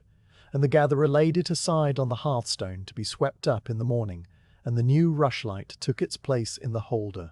its flame already steady and golden, the cycle continuing without interruption. The gatherer sat down again and watched the new flame settle into its rhythm, and his thoughts, which had been quiet and unfocused all evening, began to drift in the slow, meandering way of thoughts that come at the end of the day. He thought about the river, which was still flowing in the darkness beyond the village, its surface a black, invisible ribbon under the cold stars, the rushes still swaying on its banks, the uncut stems that he had left standing still growing in the mud and the water, their green blades rustling in the night breeze. The rushes would continue to stand through the autumn and into the winter, their leaves turning brown and brittle with the frost, their pith shrinking and drying, and then in the spring the new shoots would push up from the rootstock, thin green points emerging from the cold mud, and the whole cycle would begin again.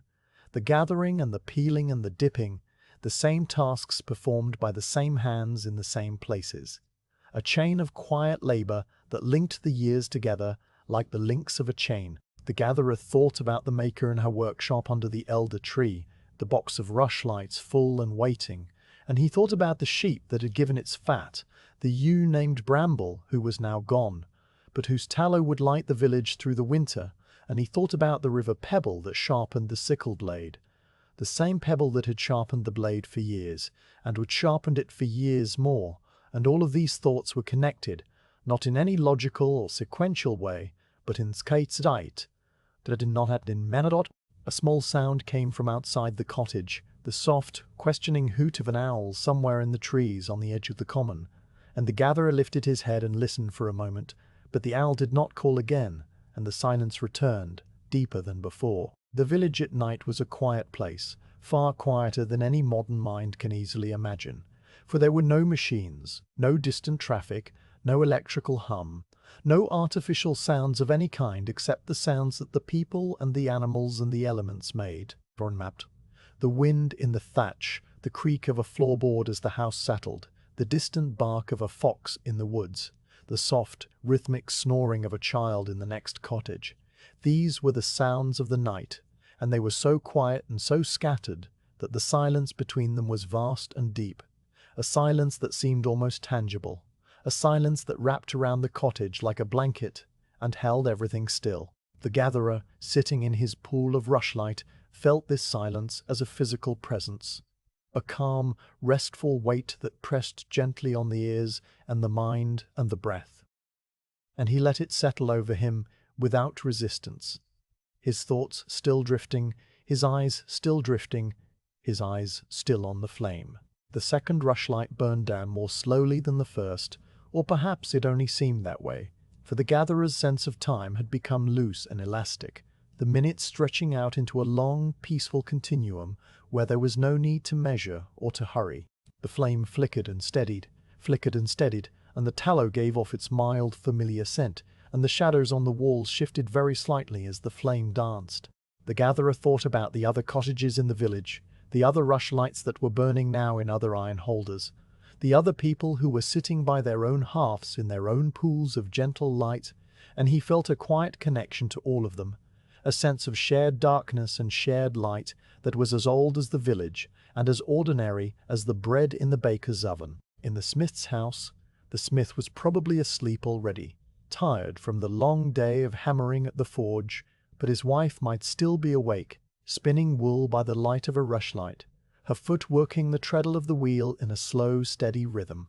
In the carpenter's cottage, the carpenter might be sharpening his plane blade by the light of his own rushlight, the whetstone making a soft, rhythmic rasp that was the carpenter's equivalent of the maker's peeling. In the church, if there was a vigil being kept, a rushlight would be burning in its holder beside the altar,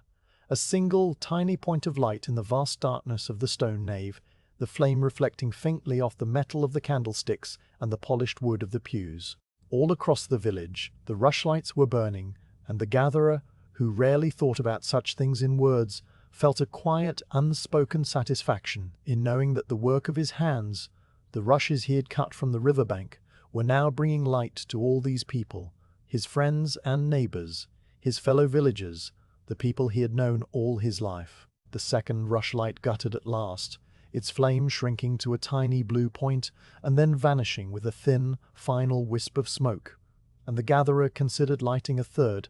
but the tiredness that had been gathering in his bones all evening was now heavy and insistent, a deep, pleasant weariness that made the thought of sleep seem more appealing than the thought of more light. He rose from the chair with a slow, careful movement, his joints stiff from sitting, and he banked the hearth fire for the night, pushing the remaining log to the back of the fireplace and covering it with a thick layer of ash so that it would smoulder slowly and be ready to be rekindled in the morning. The room fell into a deeper darkness, with the fire banked. The only light now the faint, dull red glow of the embers showing through the ash, and the gatherer stood for a moment in the darkness, letting his eyes adjust, feeling the quiet of the cottage settle around him like a familiar garment. He thought of the river again, flowing in the dark, and of the rushes standing on the bank, their green stems invisible against the black water, and of the maker's workshop under the elder tree, the box of rushlights closed and waiting, and of the sickle hanging on its iron hook by the door, clean and sharp and ready for the next trip to the riverbank. All of these things were as they should be, and the gatherer felt a deep, wordless rightness about the world, a sense that the day had been well spent, and the night would be restful, and the morning would bring its own quiet tasks in their own quiet tasks in their own quiet time. He crossed the cottage to the small sleeping alcove at the back, a space just large enough for a straw pallet and a woolen blanket, the ceiling low and sloping under the thatch, the walls whitewashed and plain. The straw of the pallet rustled softly as he lay down, a dry, papery sound that was one of the oldest sounds of human rest, and he pulled the blanket up to his chin and let his head sink into the pillow of folded cloth. The darkness in the alcove was complete, a soft, velvety blackness that was not frightening or oppressive, but gentle and enclosing, the kind of darkness that existed before electric light and that had its own texture and depth, a darkness that was as much a part of the night as the stars and the silence. The gatherer closed his eyes, though there was no difference between the darkness behind his eyelids and the darkness of the room, and he let his breath slow and deepen, his chest rising and falling in a slow, even rhythm that matched the rhythm of the river and the rhythm of the work and the rhythm of the flame. His thoughts, which had been drifting all evening, now began to dissolve, the images of the rushes and the sickle and the maker's hands fading into a soft grey blur that was less like thinking and more like the first gentle approach of sleep. Outside the cottage, the village lay in darkness and silence, the thatched roof silvered by the faint light of a crescent moon that had risen late and hung now over the common field, a thin, pale curve, like a single stroke of white paint on a dark canvas. The river continued its slow, eternal flow, the water moving past the rushes and the alder roots and the sandbank where the heron had stood, moving on towards the mill and the bridge and the distant sea, carrying with it the fallen leaves and the small drifting seeds and the quiet, wordless memory of the gatherer standing among the rushes in the grey dawn light. The rushes themselves swayed very slightly in the night breeze, their stems rustling together with a soft, dry whisper that was the only sound on the riverbank, a sound that no one heard. In the workshop, the box of rushlights sat closed and patient, its contents ready for the long winter nights that were coming, and the elder tree outside the door dropped another leaf, a single yellow leaf that spiraled down through the still air and landed on the stone doorstep without a sound. The whole world seemed to hold its breath in the darkness, a quiet, suspended moment that stretched from the river to the village to the sky, a moment of perfect, peaceful stillness that was as old as the rushes and as deep as the night. Inside the cottage, the gatherer slept, his breathing deep and slow, his body heavy and still on the straw pallet, his mind finally quiet after the long, good day of work. The banked embers in the hearth glowed a dull, fading red, the last light in the room, and then they too dimmed and died, and the cottage was dark, and the village was dark, and the river flowed on in the darkness, and the rushes grew on in the darkness, and the night, vast and silent and utterly calm, held everything in its gentle, timeless embrace.